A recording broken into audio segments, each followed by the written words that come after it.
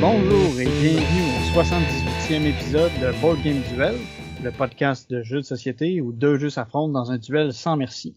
Je suis votre hôte Vince et je suis avec Sam. Donc aujourd'hui, notre thématique c'est des gros méchants pas fins. En fait, des jeux Monster Battler où dans le fond les joueurs vont jouer de façon coopérative pour détruire un gros monstre. De mon côté, je vais défendre le jeu Monster Hunter World de Board Game. Et toi, Sam? Je vais vous parler de Oathsworn Into the Deep Wood. Mais avant de se rendre là-dedans, on va commencer par faire un petit retour dans le passé. Notre épisode de l'an passé, c'était un duel à 3 avec la thématique l'Estrie. Donc, on était en compagnie de notre invité Martin Lauzon, puis on défendait des jeux qui nous rappelaient l'Estrie d'une façon ou d'une autre. De mon côté, j'avais défendu le jeu Everdell, qui m'évoquait la beauté luxuriante, le plein air, puis les animaux qu'on peut retrouver dans l'Estrie. Les fameux animaux anthropomorphiques de l'Estrie. Ouais, bon, mais c'est parce que c'est fantastique, l'Estrie, fait que t'as le droit de mettre des animaux fantastiques. C'était ça fitait tout. Mm-hmm. Donc, Everdell, c'est simplement un placement d'ouvriers avec une construction de tableau où est-ce que tu essaies d'accumuler des points à mesure que la partie va avancer. Puis comme on l'a dit, il y a une esthétique animaux anthropomorphique, fait que tu construis thématiquement ton petit village, fait que t'as des maisons, puis t'as des personnages qui vont aller dans les maisons, puis t'essaies de faire un maximum de points. Puis il y a une mécanique aussi où est-ce qu'il y a un gros arbre au milieu du plateau, dans le fond, qui te fait que tu vas gagner des ouvriers à mesure que la partie avance. Puis qui fait que tu vois pas bien les cartes ou le plateau parce que ça prend de la place, puis c'est gros, c'est plus encombrant qu'utile. Ouais, peut-être qu'il va falloir que tu te mettes des lunettes, Sam, parce que c'est pas si pire que ça. Mais oui, ça prend de la place pour pas grand-chose. C'est principalement esthétique comme setup. Ouais, je te dirais pas mal tout le jeu, c'est principalement esthétique pour moi. Le côté mécanique, c'est pas venu me chercher ben, mettons. Bon. Notre invité, dans ce cas, je vais passer à notre invité avant que Sam devienne trop grumpy. Parce que Sam avait préféré, en fait, le jeu de notre invité, Martin Lauzon, qui avait défendu Squaring Circleville, où on avait une espèce de compétition, je pense qu'on dit, où on a une carte d'une ville où les rues sont toutes circulaires. Puis l'idée, c'est qu'il faut détruire des quartiers puis les reconstruire pour faire des rues droites. Puis l'idée, c'est qu'on va investir différents ouvriers dans différents quartiers. Puis les autres joueurs peuvent participer à défaire et reconstruire les quartiers sur lesquels on s'est investi. Fait qu'on joue tout un peu dans les plates-bandes l'un de l'autre. Puis l'idée, c'est d'accumuler le plus de points en construisant, puis en défaisant, puis en reconstruisant les différents quartiers, puis en les arrangeant comme on veut. Ouais, c'est un jeu vraiment cool que ça fait longtemps que je veux rejouer. J'ai pas rejoué depuis cet épisode-là. Puis j'arrête pas de dire à Martin de l'amener à nos soirées de jeu pour qu'on puisse y rejouer. Puis il le fait pas. Fait que là, je le call out sur le podcast. Je sais que tu nous écoutes, Martin. Fait que quand est-ce que t'amènes Squaring Circleville? Moi, j'aimais l'aspect, c'est un jeu où tu peux aussi jouer la stratégie de la sangsue, où est-ce que tu peux profiter des efforts des autres pour pouvoir ramasser les bénéfices. Fait que je trouvais ça quand même assez cool comme dynamique. Fait que c'est ça, c'était un jeu assez complexe, un peu spécial, mais je trouve qu'il vaut la peine. Ouais, vraiment, puis il est pas très connu. Moi, je n'avais jamais entendu parler avant qu'on fasse l'épisode, puis c'est vraiment ça vaut la peine de l'essayer si vous avez la chance. Seulement, moi de mon côté, je vous avais parlé d'un jeu qui est très connu, c'est Power Grid ou Megawatt, là, c'est un classique de Friedman Freeze. Donc un jeu où on va développer le réseau électrique d'un pays. Là. Dans le jeu de base, il y a la carte du Québec et de l'Allemagne. Mais il y a tout plein d'expansions avec tout plein de cartes. En fait, je dis c'est l'Allemagne, c'est peut-être les États-Unis. Bref, il y a plein de cartes de plein de pays. J'ai joué sur la France aussi dans le temps. Donc c'est ça, on développe un réseau de centrales électriques, on va drafter des centrales, on va acheter des ressources d'un marché qui est dynamique, puis que le prix va varier selon l'offre et la demande des joueurs. Dans le fond, le but du jeu, c'est d'avoir le plus gros réseau électrifié à la fin du jeu, mais il y a comme un petit côté de contrôle de territoire presque, parce qu'on peut comme couper le chemin aux autres jusqu'à une certaine phase de jeu. Dans le fond, plus le jeu avance, il va y avoir les phases 2 et 3 où on va pouvoir repasser, où les autres sont déjà passés, mais avant ça, on est comme bloqué, puis on peut se faire enfermer par les autres joueurs si on fait pas attention. Ouais, ça c'est quelque chose qu'il faut surveiller. Faut garder l'œil sur les autres joueurs en tout temps pour justement pas subir cette espèce d'isolement-là au cours de la partie. Fait que l'idée, c'est t'essayes de nuire aux autres, mais il faut toujours que tu gardes un œil sur toi. Est-ce que tu vas finir par être mal pris? C'est ça. C'est très calculateur, c'est coupe-gorge. Pas beaucoup de hasard. Moi, j'ai vraiment beaucoup aimé. Puis j'ai pas rejoué parce que je le possède pas. Là. Je l'avais emprunté pour le duel, mais je serais toujours partant pour y rejouer. J'ai même acheté Electro Manager, qui est comme un spin-off du même auteur, puis un peu dans la même thématique, mais là, au lieu de comme développer son réseau, c'est qu'on développe une usine, mais j'ai pas joué encore. Je suis sûr que ça doit être bon aussi. Cool. Fait que ça, c'était notre petit retour sur le duel de l'an passé, un peu plus long que d'habitude, vu qu'on avait un peu plus de jeux. Fait que maintenant, on va parler des jeux auxquels on a joué récemment. Et de mon côté, je vais parler d'un jeu qui est pas mal inconnu. Je veux dire, il est tellement peu coté que il y a pas de score sur Board Game Geek. C'est son niveau de difficulté, de complexité. Dans le fond, il est même pas à jour. Là. Il est à 1.0 parce que j'imagine que c'est la valeur par défaut. Mais c'est un Ou jeu. c'est tout le monde qui a voté 1, peut-être? Les 10 personnes qui ont voté 1, parce qu'il y a littéralement 10 personnes qui l'ont raté. Mais il y a une personne qui a voté pour la complexité. C'est pour ça qu'il est à 1.0. Ouais. Parce que quand tu fais une moyenne de 1 divisé par 1, ça fait 1. Pas mal, hein? T'es pas pire en maths, toi, Sam. T'as fait des études, hein? Ouais.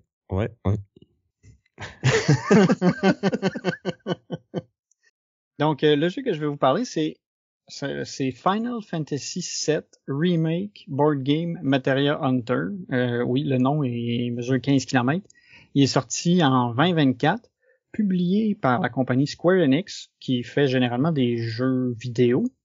Et le jeu a été designé par Yoshihiko Uto. Donc, ne vous méprenez pas. Oui, il est écrit Final Fantasy VII dans le nom du jeu, mais ça aurait pu être absolument n'importe quoi d'autre, puis ça aurait fait l'affaire. Parce qu'en fait, le jeu, c'est principalement un jeu de souk à la corde, un peu à la Lost Cities, où est-ce qu'on a dans le fond, 5 couleurs de matériel qu'il faut réussir à retirer de notre côté en mettant des cartes de plus haute valeur que notre opposant. Vin, c'est quoi des matériaux?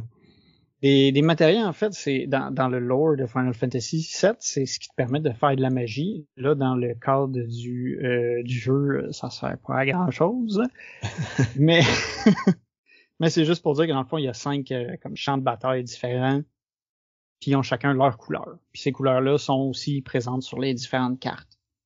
Là, chaque carte a une valeur de 1 à 3 matérias. Puis dans le fond, celui qui a le plus, admettons, de valeur dans le vert, ben c'est lui qui gagne le vert. Puis ainsi de suite pour les différentes couleurs. Puis celui qui gagne le plus de couleurs gagne la partie. Fait que, comme ça, tu sais, ça a l'air de ressembler à des jeux qui ont déjà fait ce genre de concept. Là, ici, ce qu'on va changer, c'est qu'on va avoir des cartes personnages. À chaque tour, on va piocher une nouvelle carte qu'on va ajouter à notre main. On va révéler un personnage. Ce personnage-là va avoir des capacités qui lui sont attitrées, qui vont être en lien avec soit les couleurs des cartes, soit avec des conditions particulières comme à avoir une somme de cartes totale dans 2 couleurs différentes ou avoir joué moins de cartes qu'un seuil ou plus de cartes qu'un seuil. Puis ça te permet de faire une action spéciale qui est vraiment forte. Juste spécifier, t'es piges pas, dans le fond, on les draft au début de la game. Oui. T'as un paquet de 4 cartes, puis tu choisis laquelle tu révèles. Exact. Puis là, c'est ça. Fait qu'à ton tour, tu pioches une carte. de matériel, tu révèles un personnage, là tu décides de dire, ok, soit tu joues 2 cartes aux couleurs associées, soit tu fais l'habilité spéciale de ton bonhomme, mais en début de partie, généralement, tu peux pas la faire parce que tu remplis pas les prérequis. Fait que là, tu joues 2 cartes dans les couleurs qui correspondent. Si tu joues une matériel qui a juste une valeur de 1, tu peux faire l'action spéciale liée à cette couleur-là. Puis si tu as joué une couleur qui est la même que l'habilité bonus que ton personnage, ben tu fais une habilité, tu fais l'action bonus. Fait que t'essaies un peu de, quand tu vas drafter tes personnages au début, tu vas essayer d'avoir des personnages qui fit avec ta main de départ, puis qui peuvent fitter avec le marché de cartes qui est ouvert, puis que tu sais que tu vas pouvoir aller chercher des cartes de ces couleurs-là. À ça aussi, ben comme je disais, les personnages ils ont leur habilité spéciale, dans le fond, va souvent être en lien avec des couleurs de cartes. Fait que tu peux t'arranger pour que les différents personnages aient des couleurs qui fit les uns avec les autres puis qui s'entraident. Fait comme ça fait que tu peux jouer plus d'habilités fortes en fin de partie. Fait que c'est ça, fait que tu fais ton tour, tu joues des cartes où tu fais l'habilité spéciale, ton opposant fait la même chose, tu fais ça 3 fois. Au milieu de la partie, celui qui a gagné, dans le fond, les trois couleurs du milieu, les couleurs du milieu, dans le fond, vont donner une pièce à la personne qui va avoir gagné cette couleur-là. Les pièces peuvent être utilisées de 2 façons. La première, c'est pour diminuer le prérequis pour jouer les habiletés spéciales. Fait que tu peux décider de payer de l'argent s'il te manque des cartes pour pouvoir faire les habiletés fortes plus vite. Puis sinon, à la fin de la partie, tu peux payer avec des pièces pour jouer des cartes supplémentaires. Parce que tu sais, tu joues pas nécessairement des cartes tout le temps en fonction des habilités des bonhommes que tu vas faire ou si tu décides de jouer des cartes. Puis finalement, une fois qu'on a fait 2 fois 3 rounds de révélation de personnages, ben on regarde qui gagne le plus de couleurs, puis cette personne-là gagne pas. Gagne, puis en cas d'égalité, on regarde qui a le plus, la somme de la plus grosse couleur qui remporte. Puis dans le fond, c'est ça. Ce qui est intéressant, c'est les différentes habilités qui font que tu peux soit ajouter des cartes à partir du marché, de ta main, du deck, mais tu peux aussi flipper les cartes de l'opposant, puis ça fait que ces cartes-là comptent plus dans la somme des chiffres. Fait que tu sais, là, c'est pour ça qu'il y a un petit peu d'interaction entre les deux, parce que tu peux vraiment retourner les cartes qui t'arrangent pour diminuer telle ou telle couleur chez ton opposant en fonction, dans le fond, de ce que tu vas avoir joué comme habilité ou comme carte. Puis ça te scrape pas totalement ta game parce que même s'ils sont retournés, ils comptent pas pour la majorité, mais ils comptent quand même pour les seuils que tu as besoin pour déclencher les habiletés de tes personnages. Exact. Puis t'as aussi moyen de remettre face visible les cartes avec des habilités puis aussi avec certaines couleurs. Fait que c'est ça, ça va être drôle parce que j'avais pas vraiment d'attente par rapport à ce jeu-là. Je l'ai acheté purement parce que je suis un fan de Final Fantasy VII puis j'aime les jeux de société, fait que je me suis dit, ouais, c'est comme, je suis clairement le public cible. Je m'attendais pas à grand chose parce que je me dis, c'est une compagnie de jeux vidéo qui va faire un jeu de société, mais tu sais, c'est pas un sous-contractant, c'est eux. Fait que j'avais pas des gros espoirs que ça allait être le jeu de l'année. Finalement, j'ai envie de dire que c'est correct. C'est pas le jeu de l'année. Ouais. c'est pas le jeu de l'année, mais c'est pas mauvais. C'est ça, c'est correct. Ça fonctionne. C'est spécial parce que c'est vraiment en 2 temps. Parce que tu sais, au début de la partie, tu draftes tes 4 cartes, là, tu te dis, ah ouais, ils ont des habiletés vraiment cool, ils font bien ensemble, puis tout ça. Puis au final, dans le premier round, si tu déclenches l'habilité de un personnage, t'es chanceux ou t'as vraiment bien joué. Là. Puis, fait que c'est plus comme du setup pour le deuxième round que là, ça compte pour vrai. Puis là, tu sais, comme tu joues tes cartes dans le bon ordre, puis ils vont se fider entre elles, puis tu peux te faire des combos. Mais ça fait que comme la moitié de la partie, on dirait que tu fais pas grand-chose. Ouais, mais en même temps, la moitié de la partie est pas très longue. Là. On s'entend, c'est pas un jeu qui va prendre... Le jeu, il fait 20 minutes, là, peut-être, au total. Mm-hmm. Fait qu'au moins, ça va vite, tu sais, tu niaises pas trop. Fait que, oui, les premiers tours sont moins intéressants parce que tu build up pour la suite, mais c'est pas long. Non, fait que c'est ça, tu sais, c'est correct, là, mais on s'entend que, tu sais, les petits jeux à 2 qui se jouent rapidement pis qui sont pas trop compliqués, il y en a beaucoup, là. Fait qu'il y a beaucoup de compétition. Fait que, tu sais, à moins d'être un hyper giga fan de Final Fantasy, tu sais, je me vois pas recommander ce jeu-là plus qu'un autre, là, comme un Unrest ou un Rift Force ou même un Lost Cities à la limite, là. Ouais. Non, c'est ça, je suis aussi de cet avis-là. Tu sais, c'est correct. Puis, mais même pour un fan de Final Fantasy VII, je veux dire, la seule référence qu'il y a, c'est que c'est des matériaux, puis les bonhommes, c'est les bonhommes du jeu. Mais c'est ça, mais c'est quand même des belles illustrations, là. Je veux dire, c'est les mêmes que dans le jeu, puis dans le remake, là, pas la vieille version toute pixelisée que... Qui avait son charme à l'époque. Ouais, mais Mais qu'aujourd'hui, tu regardes, t'es comme... Ouais, dans le temps, c'était vraiment le meilleur que ce qu'on pouvait avoir. ouais. Ben quand tu dis que ça c'était comme le premier en 3D, tu sais. Puis mais c'était bizarre là, tu sais, les bras puis les épaules, ça avait comme une forme d'haltère, tu sais, il y avait comme une grosse main, une grosse épaule puis un petit bâton qui reliait les deux, là, tu sais, Ah, c'était pas hier, mettons. c'était particulier. Fait que c'est ça, ça fait pas le tour de Final Fantasy VII Remake Board Game Materia Hunter. C'est terrible comme nom, là. Ça roule sur la langue. Ils ont tout voulu mettre, là. Moi, de mon côté, j'ai joué à un jeu avec un nom qui a juste un mot dedans. C'est le jeu Nekojima. Si vous le savez pas, c'est une ville au Japon. Moi, je le savais pas non plus. Tu sais, je dis ça comme si c'était évident, là, mais... Comme si t'étais hyper cultivé et que tu connaissais bien la culture japonaise. C'est ça. Donc ouais, c'est ça. Nekojima, c'est un jeu de dextérité qui a été designé par David Carmona et Karen Nguyen et publié par Unfriendly Games l'année dernière en France. Et cette année, il est distribué au Canada par Asmodee, qui nous a envoyé une copie presse d'ailleurs pour qu'on puisse l'essayer. Donc, comme je disais, Nekojima, c'est un jeu de dextérité, puis thématiquement, dans le fond, c'est qu'on va développer le réseau électrique de l'île, puis dans le fond, c'est une ville qui est sur une petite île au Japon, puis qui est très, comme beaucoup de places au Japon, c'est très crowded, puis il n'y a pas beaucoup d'espace. Donc, on va avoir un plateau de jeu qui va être comme un cercle qui est comme divisé en 4 pointes de tarte, là, qui sont comme les 4 quartiers de Nekojima.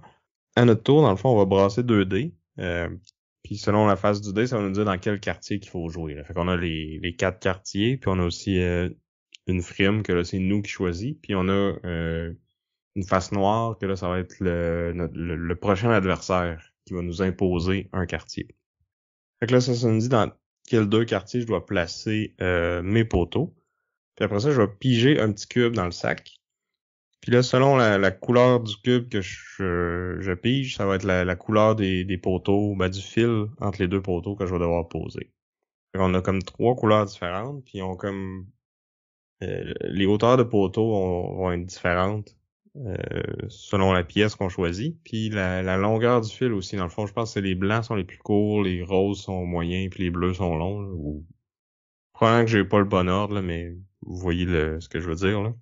Il y a 3 longueurs, puis comme toute la même couleur ont la même longueur entre les 2 poteaux. Fait que là, je dois mettre... Fait que le fil est tout le temps de la même longueur, mais la hauteur des poteaux varie, elle, par contre. C'est ça. Les 2 poteaux peuvent être de la même hauteur, mais le plus souvent, il va y en avoir un grand puis un plus petit, puis il y en a des très grands, des très petits, puis tu peux les mettre directement sur le plateau ou les empiler les uns par-dessus les autres pour que ça fitte. Mais là, il y a certaines règles de placement. Là. Tu peux juste toucher au poteau, tu peux pas toucher au fil électrique parce que sinon tu t'électrocuterais. Tu sais. Tu peux pas enrouler ton fil autour de ton poteau pour aider ton affaire à tenir. Puis tu peux pas faire en sorte qu'il y ait 2 fils qui se touchent non plus. Tu peux pas faire dépasser ton fil, ton poteau en dehors du plateau. Puis le plateau, il est pas si gros que ça, là. Fait que c'est pas long que ça devient quand même assez crowded. Puis, tu sais, le but du jeu, dans le fond, c'est d'empiler comme ça, jusqu'à temps que quelqu'un fasse tomber un poteau, puis là, cette personne, en mode compétitif, cette personne-là a perdu, puis la partie est finie. Moi, je l'ai juste joué en solo, puis, tu sais, il y a un mode solo, il y a un mode coop, où ce que tu fais juste comme empiler des poteaux jusqu'à temps que tu te rendes le plus loin possible, puis là tu retiens ton score, puis t'essayes de le battre la prochaine fois, puis là ça tombe tout, puis là tu réessayes, puis là ça tombe tout au deuxième que t'essayes de placer, puis là tu triches, puis tu recommences, puis... Puis j'allais dire, il y a un élément dont t'as pas encore parlé. Ouais, les fameux chats. Donc, quand tu piges tes petits cubes, ça se peut que tu piges des cubes noirs. Puis là, si t'as des cubes noirs, dans le fond, il faut que tu ailles accrocher des espèces de petits chats en carton sur un fil de la couleur du poteau que tu as placé. C'est pas obligé d'être celui que tu viens de placer, ça peut en être un autre, tant qu'il n'y a pas déjà un chat dessus. Puis il faut pas que le chat touche à deux fils non plus. Puis les chats, ils ont des formes un peu funky, là. Ça me rappelle un peu... Les singes, là. Ouais, les petits singes quand on était jeune, là, dans le baril de plastique, là, que tu pouvais accrocher, qui avait des bras en genre de crochet, là. Ouais. Ouais, je Ben, vois c'est le... un peu ça, mais là, ils sont pas tous pareils, tu sais. Ils ont soit la queue ou la patte qui a un petit hook dedans, mais tu sais, les hooks sont pas tous pareils, puis les chats sont pas tous pareils non plus. Fait que là, faut que t'ailles aller accrocher ça, puis comme je disais, faut pas qu'il touche à terre, faut pas qu'il touche à un autre fil. Euh, puis le plateau est petit, fait que c'est dur d'avoir des fils assez tendus pour que ce soit facile d'aller accrocher le chat dessus sans tout faire tomber. Fait que tu veux vraiment pas piger les coliques de cubes noirs parce que c'est tout le temps ça qui te fait perdre. Tu sais, empiler les poteaux un par-dessus l'autre, tu sais, ça va, tu fais attention, ça tombera pas, là, mais comme aller mettre le chat dessus, là, c'est... Je me suis pas rendu à ben plus que 2 ou 3 chats là, avant que ça plante, là, dans les parties que j'ai jouées. Ouais, c'est ça, parce que ça devient chaotique assez vite, puis tu sais, plus ça va, plus t'as des fils qui pendouillent, puis là, d'accrocher un chat, s'assurer qu'il touche à rien, c'est un peu casse-cou. C'est ça devient de plus en plus dur. Fait que ça fait que le jeu s'éternise pas non plus. Là. 10-15 minutes, puis à moins que vous soyez vraiment bon, là, c'est pas long que ça tombe. Là. T'sais, je vois ça comme t'aurais l'opportunité de faire un peu comme moi j'aime jouer à Jenga, là, que tu prends ton tour puis t'essayes de botcher le plus possible pour que ça tienne, mais de peur, là, pour être sûr que ça soit le plus dur possible pour le joueur après toi. Là. Ben ça c'est quand tu joues en mode compétitif. En tout cas, c'est sûr qu'en mode coop, tu peux peut-être te forcer pour faire de quoi de plus beau puis plus stable. Mais il me semble que c'est moins le fun. C'est sûr que le meilleur moment dans ces jeux-là, c'est quand tout ça claquant. Puis c'est Mais, fini à ce ouais. moment-là, tu sais, au moins. Fait que toi, ça t'intéresserait-tu? Je sais que me semble que t'as déjà dit que t'aimais pas ça, les jeux de dextérité. Hein? Ouais, je suis pas, je suis pas super habile de mes mains, là. Fait que j'ai l'impression que j'aurais tendance à tout faire tomber. Mais peut-être que je l'essayerais, une petite game, là, pour rire, voir de quoi ça a de l'air.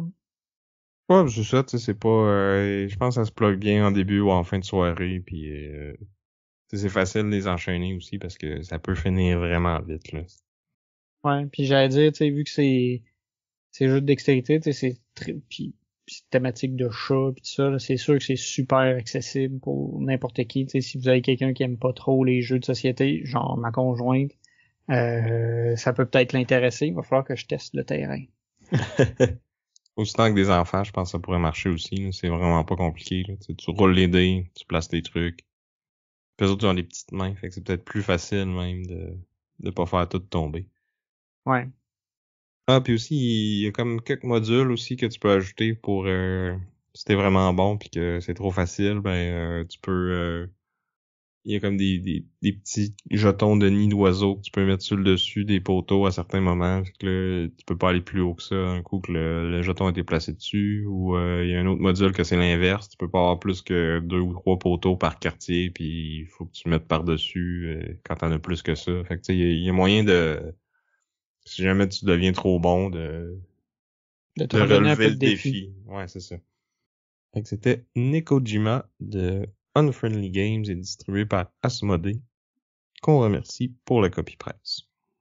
Bon, moi, je vais enfin pouvoir parler d'un jeu qui est en fait le premier jeu que j'ai backé sur Kickstarter, puis qui est clairement pas le premier qui est arrivé. Il a pris, en fait, la campagne a fini en 2019, puis on a finalement reçu le jeu en 2023. 2023-2024, là, tu sais, ça dépendait à quel point c'était facile de recevoir ton shipping, là. mais ça a été extrêmement long. Mais on l'a reçu. Le jeu dont je vais parler, c'est Nova Aetas Renaissance, designé par Luca Bernardini et Andrea Coletti, et c'est publié par Ludus Magnus Studio. Donc, Nova Aetas Renaissance, c'est un gros jeu de campagne, dungeon crawl, où on incarne des personnages à thématique italienne, puis on va vivre une aventure à travers l'Italie pendant la Renaissance. Fait que c'est un jeu, principalement, c'est ça, dungeon crawl tactique, où chaque personnage va avoir un rôle à jouer. On a des personnages plus tank, on a des personnages plus offensifs, plus support. Quand on est sur une carte de combat, ben dans le fond, on va dépenser des unités de temps pour se déplacer puis effectuer des actions. Puis selon les actions, ben ça va coûter différents temps. Chaque mouvement te coûte 1, puis ça te fait progresser sur une horloge, qui est un peu la gimmick de gestion des tours. C'est que en fonction des habilités que tu vas utiliser, tu vas progresser, tu vas avancer sur l'horloge. Puis une fois que tout un segment de l'horloge est vide de personnages, ben les aiguilles sur l'horloge vont tourner, puis il va activer les différents autres segments sur l'horloge. Fait que c'est un peu c'est une gimmick dont il faut abuser pour essayer de maximiser l'efficacité de nos tours, puis éliminer les méchants qui se trouvent sur la carte. Puis c'est ça, c'est une campagne relativement courte, qui se veut faite en moins de 10 missions, si tu décides de courir puis de pas te faire de missions secondaires, parce qu'il y a beaucoup de missions secondaires. Que tu feras jamais. Fait que toi, ça t'a pris combien de temps finir ta campagne? Ou ça te prendrait combien de temps à peu près? Ah, moi, ça va être... ça va prendre 10-12 missions. Parce que là, j'ai commencé à en faire un peu, là, des quêtes secondaires, parce qu'il y en a quand même plusieurs. Puis moi, j'ai acheté quelques extensions qui en rajoutent. Puis, fait que c'est ça. Fait que, tu sais, t'as l'horologium, dans le fond, l'horloge, qui est une des gimmicks centrales du jeu, qui détermine justement quand est-ce que les méchants agissent, quand est-ce que toi t'agis. Puis, tu peux essayer d'abuser de ça pour pouvoir agir plus souvent que les méchants en faisant attention. Une autre des gimmicks intéressantes, c'est qu'il y a beaucoup de building 3D, tu sais, tu construis des maisons, fait que le plateau est très très dynamique, très varié, tu sais, c'est pas juste un carré. Souvent, c'est plusieurs grosses zones qui vont être interconnectées par des petites zones, puis on va mettre des bâtiments, des arbres, des buissons, il y a toutes des règles associées à ça en termes de champ de vision puis tout ça, fait que ça rend ça intéressant. On a aussi certaines cartes, toutes les missions tournent autour de cartes que tu vas révéler, qui va te donner l'objectif de la mission, qui va te dire quels sont les méchants qui vont être là, est-ce que les méchants ont un objectif ou est-ce qu'ils veulent juste te tabasser. Puis des fois, tu peux comme explorer des maisons en utilisant ces cartes-là, tu sais, ça fait que tu as comme une petite carte sur laquelle tu as différentes options, puis tu peux dire que tu es dans la maison, puis là tu décides de fouiller le garde-robe en dessous du lit ou whatever. Fait que t'as plusieurs trucs comme ça. Il y a vraiment beaucoup de mécaniques comme ça à tout moment, qui fait que c'est pas tout à fait facile à prendre en main. Mais moi, j'ai trouvé ça cool. J'ai trouvé ça bien. Il y a quand même beaucoup de variété de missions parce que chaque mission a vraiment comme des objectifs qui vont être différents. Puis on a des missions plus combat, on a des missions de furtivité où tu as vraiment des règles de furtivité où il faut pas que tu te fasses pogner.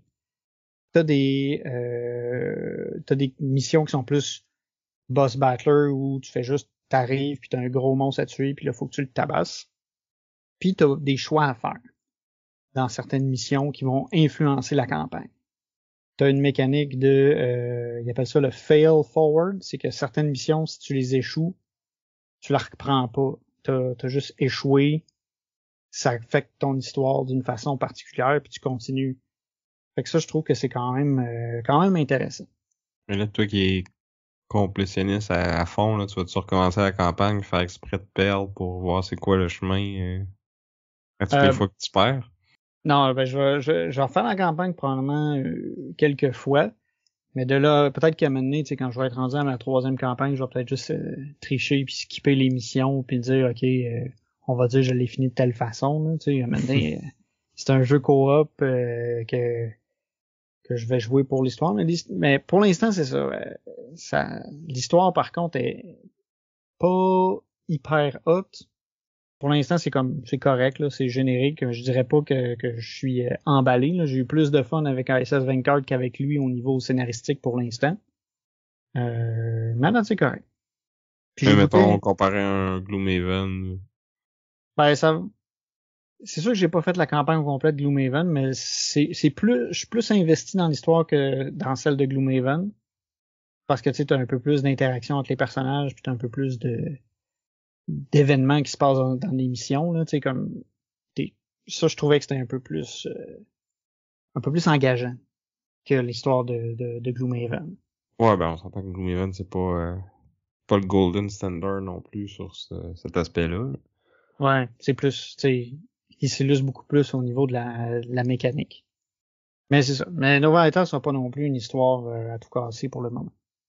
Puis c'est ça. Puis sinon, il y a beaucoup de jets de dés. Tu sais, souvent ça va être une action. Tu vas jouer un nombre de dés en fonction des caractéristiques. Tu vas voir en fonction du résultat si ça marche ou ça marche pas. Puis tu vas tuer ou pas les méchants. Puis les méchants vont te tuer ou pas. Un truc intéressant, c'est l'espèce de... Chaque ennemi a comme une espèce d'intelligence programmée, dans le sens où les ennemis peuvent avoir un objectif qui leur est spécifique, puis ils vont essayer d'atteindre cet objectif-là, à moins qu'un personnage à leur portée représente une menace plus importante que leur propre objectif. Parce qu'à chaque fois que tu vas faire des dégâts, à chaque fois que tu vas soigner, t'as une roulette de menaces, dans le fond, qui va progresser.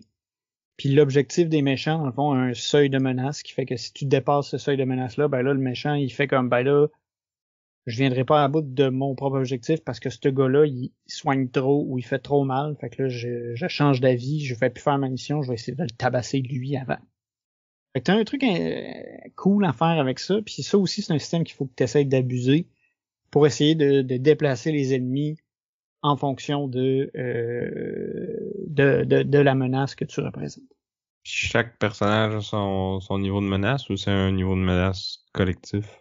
Chaque personne a son niveau de menace. Fait que tu sais, okay. Tu peux t'arranger pour que tu peux vraiment faire en sorte que le tank, admettons, il attire beaucoup la menace en faisant progresser sa roulette avec ses habilités. Puis, ouais, puis là, quand il commence à être magané, c'est un autre qui monte en haut, puis...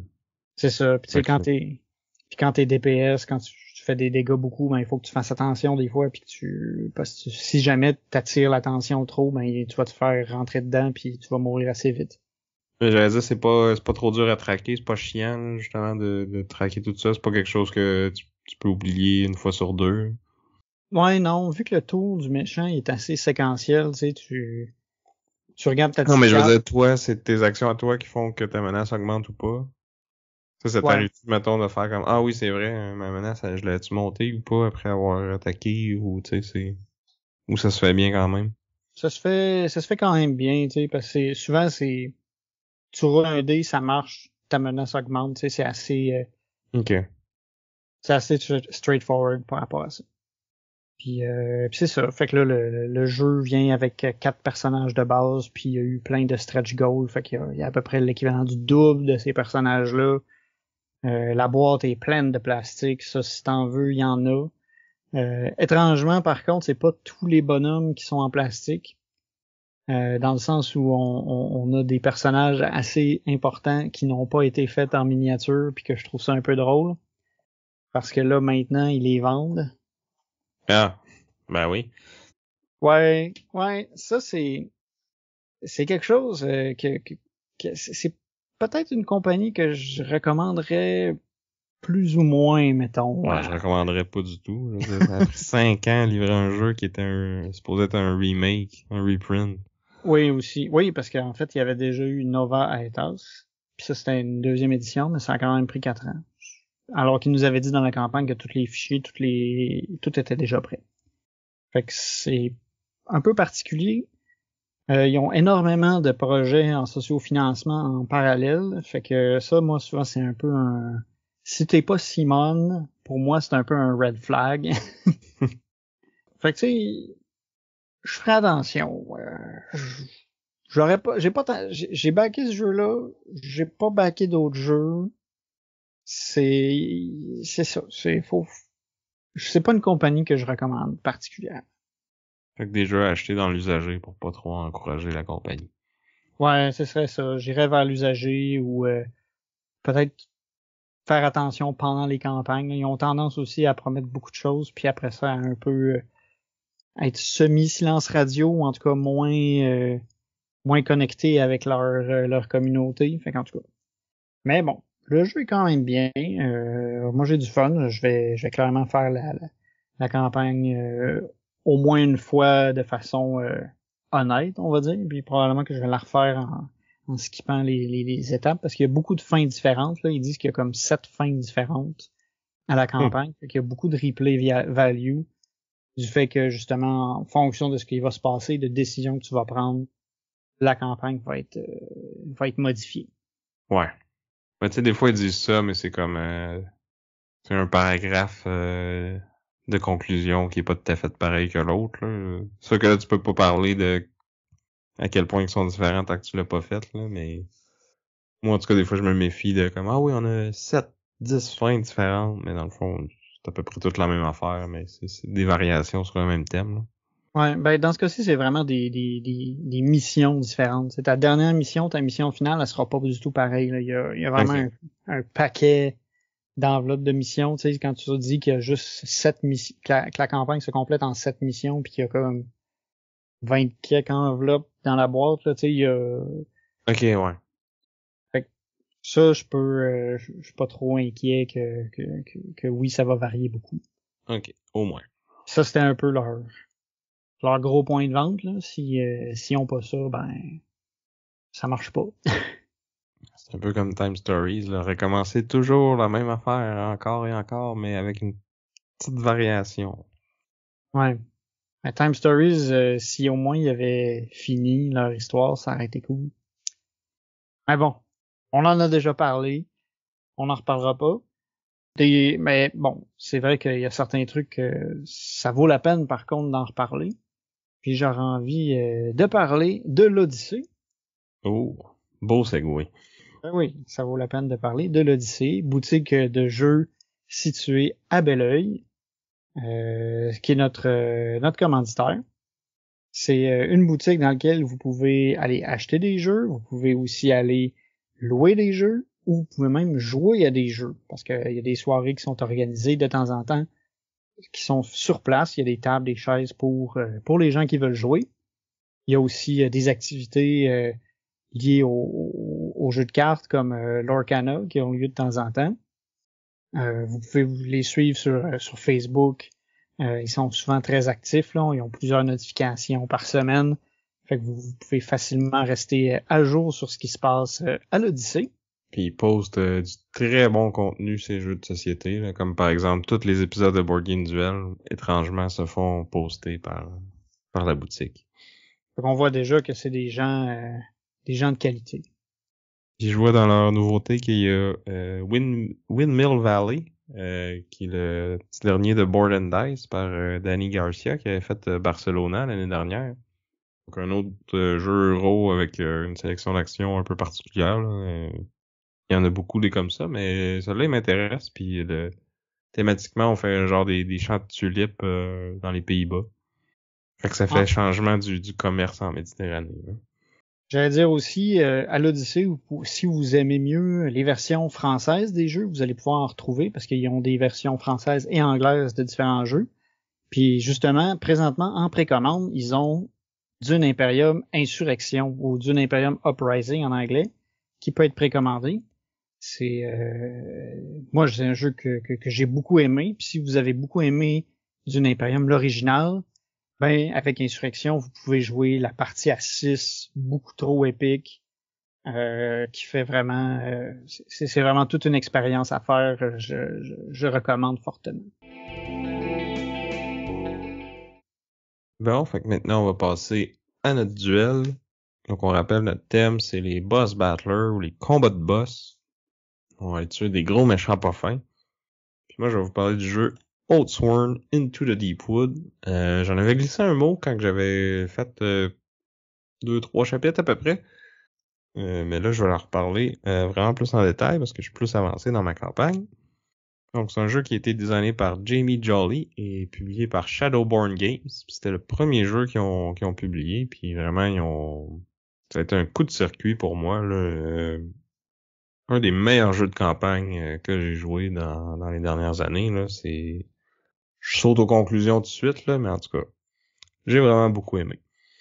Donc, dans Oathsworn Into the Deepwood, on est une compagnie de Oathsworn, justement. Donc, on a prêté serment. On sait pas trop à qui ou à quoi, puis c'est quoi le serment exactement quand on commence la campagne. Mais en gros, on comprend bien vite qu'on est dans un univers où ça va pas bien. C'est très dark fantasy, puis comme tout va mal partout. Dans le fond, le Deepwood, c'est comme une espèce de forêt maléfique qui a comme poussé vraiment partout dans le pays. Là. Il reste quelques petites îles d'humanité qui sont comme des villes qui ont réussi à survivre au Deepwood, puis qui s'en tirent comme ils peuvent à survivre à toute cette forêt maléfique-là qui est remplie de créatures toutes plus terrifiantes les unes que les autres. Puis c'est ça, les Oathsworn, dans le fond, c'est comme des compagnies de... Ça a l'air d'être des pseudo-mercenaires, mais en tout cas, des aventuriers, des gens qui sont capables de se débrouiller avec des armes, puis qui sont capables de survivre à ce Deepwood-là, puis de voyager entre les villes pour faire les jobs que les villes ont besoin d'être faites. Dans le fond, comment qu'ils réussissent à se déplacer d'une ville à l'autre, on apprend vite qu'il y a ce qu'ils appelle le wire road, fait qu'il y a comme des espèces de fils de métal qui ont été installés entre les différentes villes, puis tu sais, quand tu te promènes dans la forêt, t'es mieux de pas trop t'éloigner de ça parce que sinon tu peux rapidement te perdre, puis ça va pas bien aller. Je trouve que l'univers il est vraiment très bien fait, très bien rendu. Pour vrai, j'aurais envie de dire que c'est le jeu qui est le mieux, que la narration est le mieux écrite de tous les jeux que j'ai joués. Le jeu vient avec une application avec un acteur professionnel là, qui a joué dans Game of Thrones, qui est le narrateur. Ils te le vendent très bien, puis je trouve la façon que le monde est créé puis est bâti, c'est que tu sais, il te montre beaucoup de choses sans te le dire directement. C'est comme à force de te faire lire des petites affaires ou des petites remarques que les personnages font, ben t'en apprends de plus en plus sur c'est quoi la job de Oathsworn, comment tu t'es ramassé là.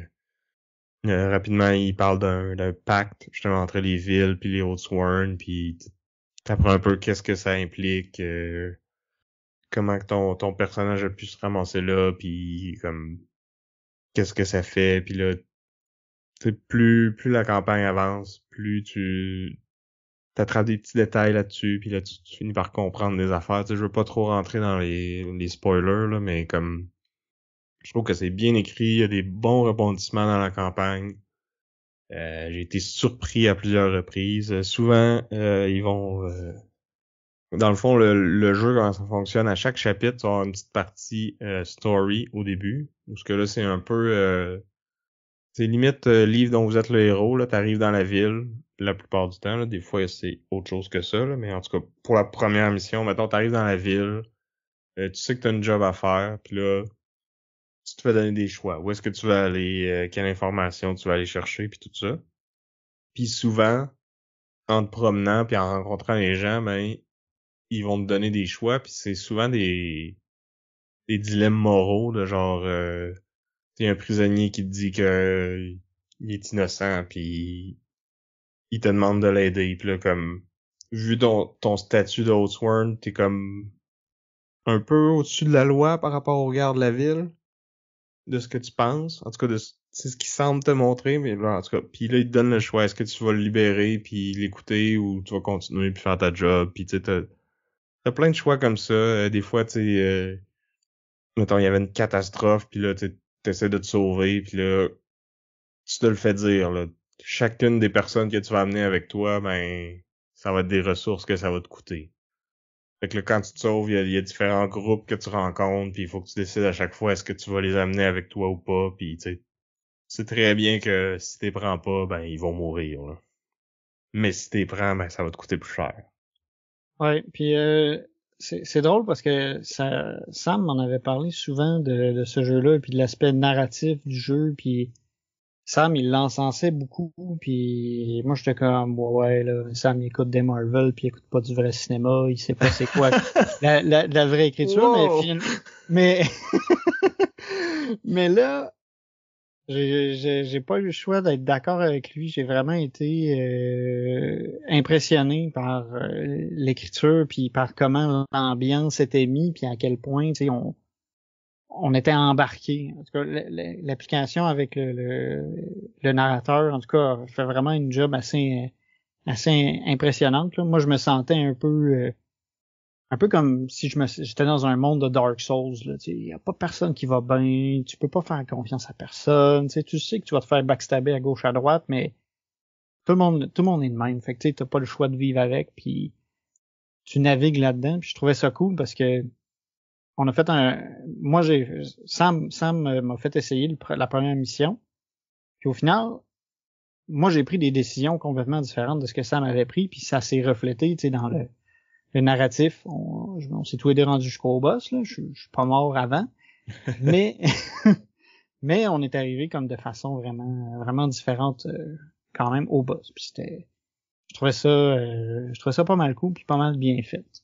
Mhm. Puis dans le fond, c'est ça. Selon les décisions que tu fais, les checks, pendant la mission, tu peux avoir des checks à faire, fait que tu lances des dés, puis si tu réussis ou pas, ils vont te donner plus ou moins d'espèces de jetons power-up, dans le fond, que tu vas pouvoir utiliser pendant le combat pour te donner des habilités spéciales. Là. Tu sais, t'as des jetons qui vont...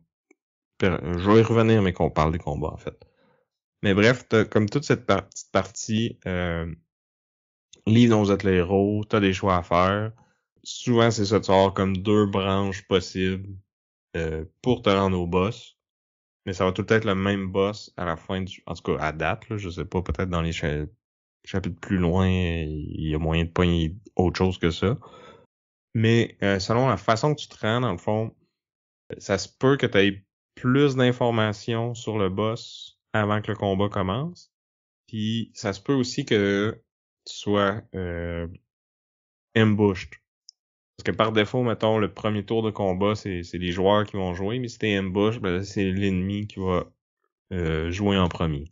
Puis dans le fond, que tu sois ambush ou pas, ou que tu aies eu l'information de plus, ça va dépendre des choix que tu fais pendant la partie story.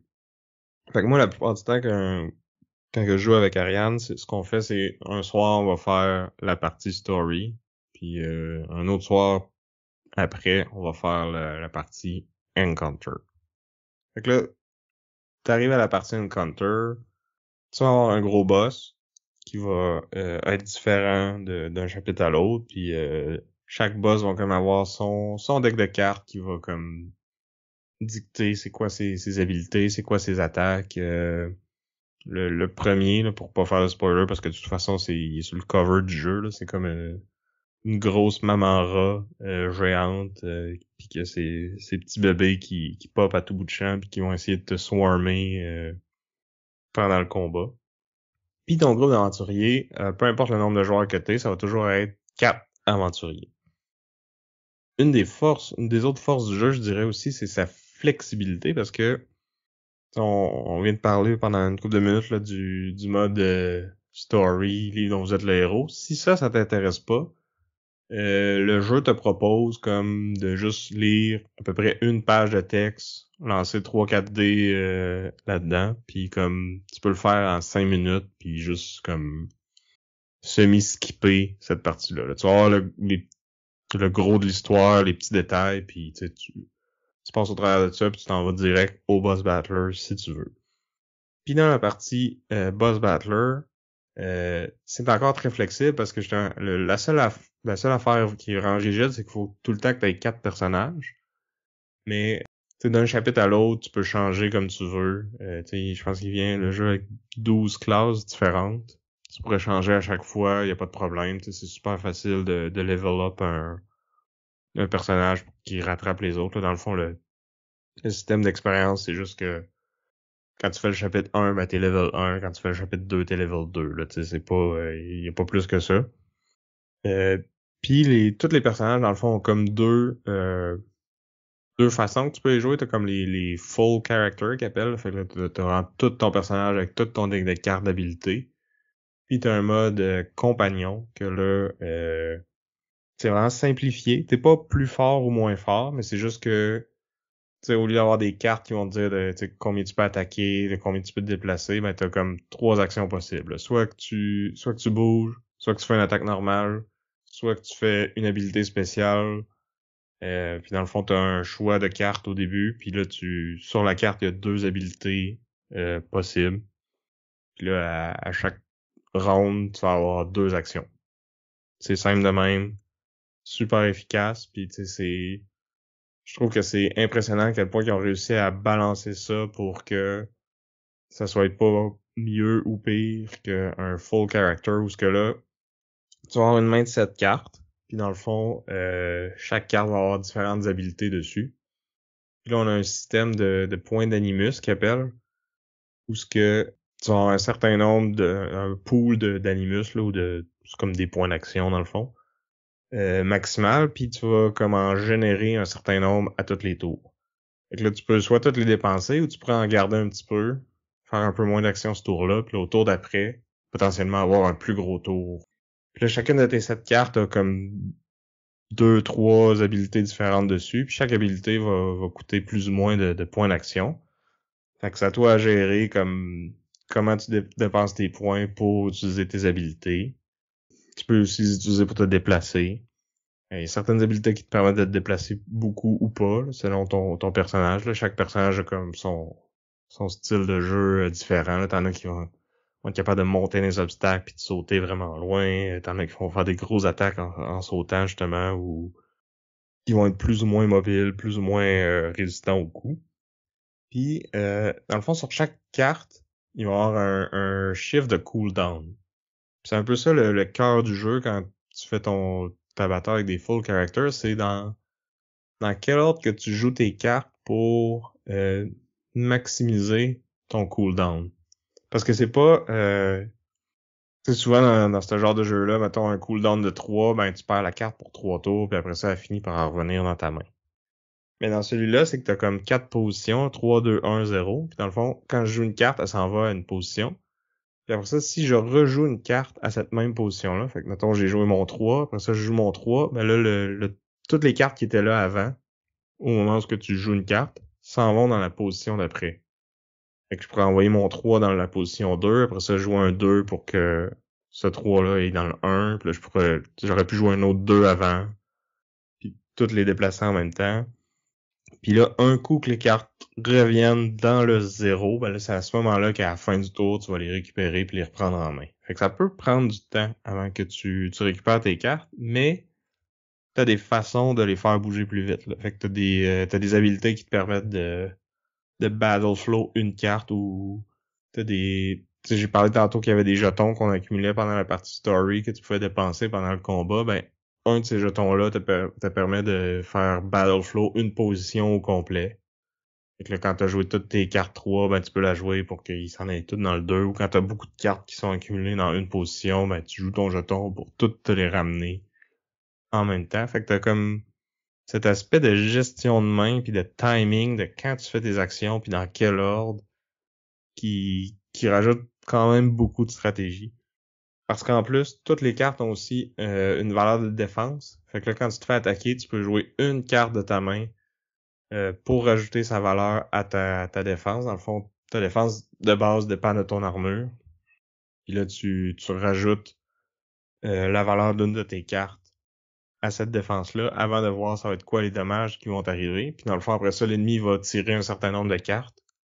Puis là, il y a comme 4 paquets de cartes, 4 catégories de cartes différentes. Là. Puis c'est les mêmes catégories pour les joueurs et les ennemis. Puis tu tires un certain nombre de cartes, puis là tu fais le total de tout ça. Les blanches sont les moins bonnes, les jaunes ont un petit peu de meilleure valeur, rouges encore mieux, puis les noirs sont les meilleurs. Puis après ça, c'est la même chose quand les ennemis ou toi attaquent, tu tires un certain nombre de cartes. Tu tu fais le total, puis tu divises par la défense de ce que tu essaies de taper dessus. Fait que si, mettons, je fais 15 de dégâts, mais que t'as 5 de défense, ben je te fais 3. Puis là, chaque boss va comme être splitté en différentes sections, là, comme nous autres, mettons, le rat, ben il y avait la queue, la tête, les deux bras, puis le corps. Fait que là, chaque partie du corps a ses points de vie séparés, puis il faut que tu pètes toute une partie en l'attaquant, puis là, il y a certaines de ces attaques qui vont être plus fortes tant qu'une partie du corps est pas pétée. Là. Fait que si elle fait une attaque de morsure, ben c'est quand un coup que t'as pété la tête, ben cette attaque-là est moins forte. Fait qu'il y a cet aspect-là qui est stratégique aussi.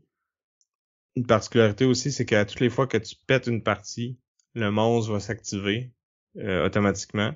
Puis là, il va normalement sur la carte, ça va dire qui va cibler. Là. La plupart du temps, ça va être le joueur le plus proche du monstre. Mais quand quelqu'un pète une partie du corps, ben c'est nécessairement ce personnage-là qui va se faire cibler. Tu sais, ce que je trouve bien aussi, c'est que ces cartes-là, t'es vois au début du round. Fait que tu sais comment que le boss va réagir à son tour.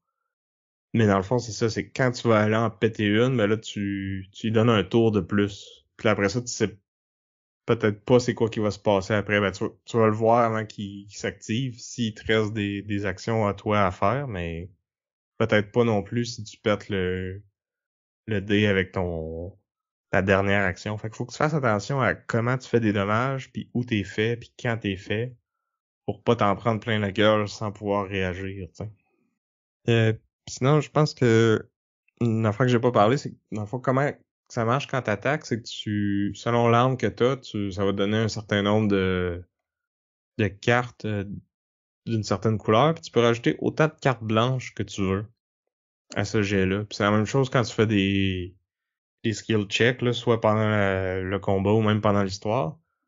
Tu vas avoir un seuil à atteindre, puis tu brasses autant de dés ou tu piges autant de cartes que tu veux. Une autre affaire où le jeu est flexible. Toutes les fois que tu as quelque chose à randomiser, tu peux brasser des dés ou piger des cartes qui ont les mêmes distributions de valeurs. C'est juste que les dés sont randomisés à chaque fois, tandis que les cartes, ben, tu sais, quand tu as tout tiré tes bonnes cartes, tu sais qu'il en reste moins. Fait que tu peux jouer avec ça. Nous, on a fini par faire tout le temps des dés parce que c'est moins de gestion. Puis il y a quand même beaucoup de stock à gérer. Fait que d'alléger un peu, on trouvait ça le fun. Mais bref, c'est ça. Tu brasses autant de dés que tu veux. Mais si t'as au moins 2 dés qui sont des blanks, fait que toutes les dés ont comme une chance sur 3 d'être ça, ben c'est que ton attaque elle va rater. Fait que tu fais aucun dommage, t'appliques pas de statut, mais dans le fond, ça déclenche ce qu'il appelle la règle la détermination. Fait que ton personnage a raté son coup, fait qu'il devient plus déterminé. Fait que tous les jetons que t'aurais dépensés pour faire cette attaque-là, parce que t'as des jetons qui te permettent de rerouler tes dés ou de empower justement de tes cartes. Fait qu'au lieu d'être des dés blancs, ben, ça peut devenir des dés jaunes ou rouges ou noirs. Et tous les jetons que t'aurais dépensés pour faire cette attaque-là, si elle a raté, t'es récupères. Puis il t'en donne un de plus de ton choix. Fait que tu sais, oui, ça arrive que tu te plantes quand t'essayes de comme trop pousser ta chance puis tu roules plus de dés parce que tu veux faire plus de dégâts. Mais au moins, il te donne un petit quelque chose quand tu l'as pas. Ouais, pis ça, c'est une mécanique que je trouve cool parce que vu que tu gères toi-même le risque que t'es prêt à prendre, tu peux décider d'y aller safe, tu sais, admettons, tu as juste un petit bonhomme à tuer, tu te dis, ah, je vais prendre juste un dé parce que je veux pas échouer. Mais admettons, là, t'es à la veille de perdre, là, t'as le gros monstre devant toi, tu sais que t'as besoin d'y faire 3 dégâts. Tu dis, ben, je peux y aller. Tu prends une pelletée de dés, t'es brasses toutes, puis tu dis, je sais pas, Aller à Jectaes. exactement, ouais, quelque chose comme ça. Puis là, les dés sont jetés. Tu tentes ta chance. Je trouve ça cool comme mécanique parce que tu peux décider consciemment de dire, ok, j'y vais. Là. S'il m'attaque, je meurs. Ben, je roule 14 dés puis that's it. Bon, je conseillerais pas de rouler 14 dés, là, à moins que vous ayez bien des jetons. Là. Mais tu peux le faire. Tu sais, ça, je trouve ça cool parce que tu peux faire ton attaque maximum effort puis peut-être gagner. Il y a aussi un système de crit. Chaque dé a comme une des faces qui est un crit. Fait que là, ça va être la plus haute valeur possible. Puis en plus, ça te permet de relancer un autre dé par-dessus qui, lui, ne compte pas dans tes blanks. Fait que ça arrive des espèces de gros tours que là, t'as 2-3 dés qui crit, tu relances 2-3 dés, ils crit eux autres aussi, t'en relances par-dessus. Puis là, tu fais comme une attaque monstrueuse. Finalement, tu sais, c'est un dé qui était à 5 que tu te dis, ah, je vais juste le maganer un petit peu, puis tu le pètes d'un coup, puis là, t'es comme, oups, je vais me manger une réaction, finalement.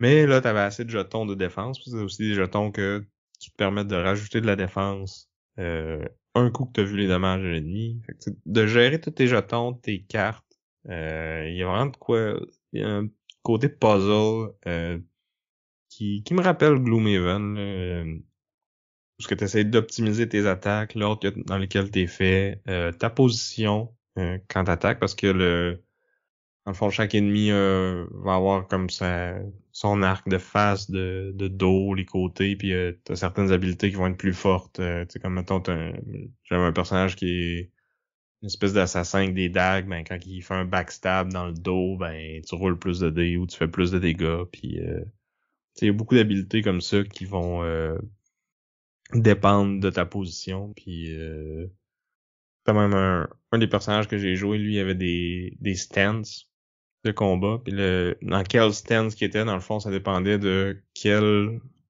position de cooldown qui a le plus de cartes. Fait que là, si c'est la position 3, ben t'es dans telle stance, puis là t'as des cartes que quand t'es joues, ben c'est une attaque normale, mais là si t'es dans la stance du tigre, mettons, ben elle fait plus de dégâts cette attaque-là. Puis là, t'as l'autre carte à côté, ben là, quand t'es dans l'autre stance, ben ça te permet de bouger plus, puis tu joues encore plus sur comment tu positionnes tes cartes dans ton cooldown, puis ça donne un style qui est vraiment différent de... J'avais aussi comme un personnage qui avait... C'est un genre de ranger qui avait comme des faucons que tu peux envoyer sur l'ennemi. Puis là, si les ennemis ont des faucons dessus, ben t'as des bonus. Puis elle avait carrément deux styles, soit que t'avais un arc, puis là tu faisais des attaques à distance, ou soit que t'avais des armes, puis là t'avais d'autres cartes que tu peux juste prendre si t'es dans un style ou l'autre. Puis fait que tu sais, chaque personnage a comme son style particulier, ses habiletés. Puis c'est vraiment différent d'en jouer un ou l'autre. Là, toi, t'en as juste joué deux, mais je suis d'accord qu'ils jouaient pas pantoute pareil. Là. Oui, oui. Ben, c'est sûr que là aussi, je les avais sélectionnés pour qu'ils soient différents. Tu sais, j'avais un bonhomme qui était range, mais qui avait que j'ai joué en mode compagnon, qui avait l'avantage de pouvoir faire des dégâts à plusieurs ennemis qui étaient proches. Fait que tu sais, il fallait que je time mes attaques pour que qui vaille la peine d'être faites dans le fond quand les ennemis étaient groupés. Puis j'avais un gars plus mêlé là, qui fait juste avancer puis donner des coups de malade sur les bonhommes, mais qui pouvait aussi améliorer sa propre défense au besoin. Tu sais, vraiment plus le tank qui va au front. Fait que tu sais, j'avais des stratégies complètement différentes pour les deux personnages parce que justement ils avaient pas le même rôle dans le combat. Puis c'est cool parce que tu peux vraiment faire ton tour dans l'ordre que tu veux. Tu sais, oui, il y a un ordre de tour qui est établi pour certains effets de cartes, mettons, qui vont dire ça se déclenche autour du premier joueur ou quelque chose comme ça. Mais après, tu sais, je pourrais faire une action, après ça, un des personnages à Vince en fait une, tu sais, t'as le droit de comme passer ton tour puis de l'envoyer au suivant. Fait que tu sais, tu peux, souvent ce qu'on fait nous, c'est, mettons, je prends mon personnage, je fais toutes les actions que je peux puis après ça, Ariane fait un de ses autres personnages qui est bien placé pour faire de quoi en réponse, puis tu sais, on peut alterner comme ça, on peut se coordonner puis vraiment optimiser le tour, puis je dirais que même des fois c'est nécessaire parce que les boss sont quand même forts là, tu sais. Toi t'as juste vu le premier, c'est pas nécessairement le plus tough. Il y en a qui fassent fort, puis là faut que tu utilises tu sais, ils ont des règles spéciales ou tu sais, tu utilises l'environnement à ton avantage parce que t'as aussi des obstacles qui vont être sur la carte qui vont bloquer la ligne de vue. Fait que des fois, tu sais, faut que tu joues avec ça. Tu peux comme attaquer, te tasser pour que le monstre puisse pas te voir. Puis parce que c'est comme ça que t'évites ses attaques, mais t'as certains personnages qui vont avoir des habiletés qui vont détruire les obstacles, mais faire de quoi de vraiment cool avec. Le monstre peut faire ça aussi. Fait que tu sais, c'est quelque chose qu'on a tu sais, déjà vu dans plein d'autres jeux, mais que je trouve qui est vraiment bien fait dans celui-là. Moi, je suis rendu au chapitre 11, je pense, de la campagne. Fait que je commence à en avoir vu des boss, puis tu sais, il y en a pas un qui joue pareil, puis ils ont tout leur style, puis leur règles spéciales, puis je trouve qu'ils ont comme leur petite personnalité aussi qui fit, tu sais, les attaques, pis les trucs fit bien avec ce que le monstre est. La plupart du temps, là, je veux pas donner plus de détails que ça parce que ça va être des spoilers, là, mais en tout cas, il y a des belles surprises pendant la campagne, puis j'ai vraiment hâte de voir où ce que l'histoire s'en va aussi, là. Je pense que je pourrais en parler encore longtemps, mais je vais arrêter là pour l'instant, puis on va pouvoir passer à ton jeu. Ouais, je vais peut-être juste dire un petit mot là, de plus sur Old Swarm aussi, ce qui peut être intéressant pour les gens qui seraient intéressés de l'essayer. Il y a une édition avec des mini, mais il y a aussi une édition avec des standees qui est moins chère. Qui est l'édition que j'ai aussi, en fait. Fait que, puis elle est super belle, puis c'est des mini pour les personnages, puis des standees pour les boss, puis leurs minions, là. Mais c'est ça, t'as aussi une édition de luxe où il y a des mini pour tous les monstres, tous les obstacles, toute la patente. La Mais grosse affaire. même dans l'édition de base, je te dirais que le matériel est super hot, là, puis tu sais, j'ai des dés en métal, là, pour tracker la vie de mes hautes sworn. Ouais, fait que ayez pas peur, on roule pas des dés en métal puis qu'on poque pas nos tables avec, là, c'est un dé qui reste assez statique. Fait que ben moi de mon côté, on va être un peu moins dans l'histoire puis on va focusser sur la destruction de gros monstres. Et donc j'ai choisi le jeu Monster Hunter World de Board Game qui est inspiré du jeu vidéo Monster Hunter World. Le jeu est sorti en 2022, designé par Matt Hart, Sherwin Matthews et Jamie Perkins, et publié par Steamforge Games. Donc, si vous êtes familier avec l'univers du jeu vidéo ou pas, c'est pas trop grave. L'idée, c'est qu'ici, on va être un groupe d'aventuriers qui chassent des monstres. Puis d'une partie à l'autre, dans le fond, on sélectionne le monstre qu'on veut aller tabasser, on sélectionne un groupe d'aventuriers, on fait une petite phase de track qui est une petite histoire très basique. Là. Souvent, ça consiste à vous êtes dans une forêt, puis là, vous voyez des pistes, puis vous voyez un tas de bouse, puis là, vous décidez est-ce que vous suivez les pistes ou est-ce que vous allez sentir la bouse. Puis, puis en fonction de ce que vous choisissez, ben vous obtenez des informations sur le monstre en question. Puis de connaître ces informations-là, ça va affecter le combat plus tard. Parce que dans le fond, plus vous avez d'informations, plus vous connaissez le comportement du monstre, puis ça fait que ça va altérer son patron d'attaque. Puis en ayant plus d'infos, ses attaques les plus fortes sont généralement moins puissantes. Fait que tu sais, ce petit mini-jeu-là, c'est ça, il te permet un peu de te mettre dans l'ambiance de la track. Puis tu vas avoir certains événements. Mais c'est très ça se veut c'est beaucoup moins bien ficelé que Roadsworm là parce que là l'idée c'est pas tant l'histoire que d'aller tabasser le monstre puis de voir est-ce qu'il va être plus ou moins fort. C'est ça. Fait que c'est comme super générique.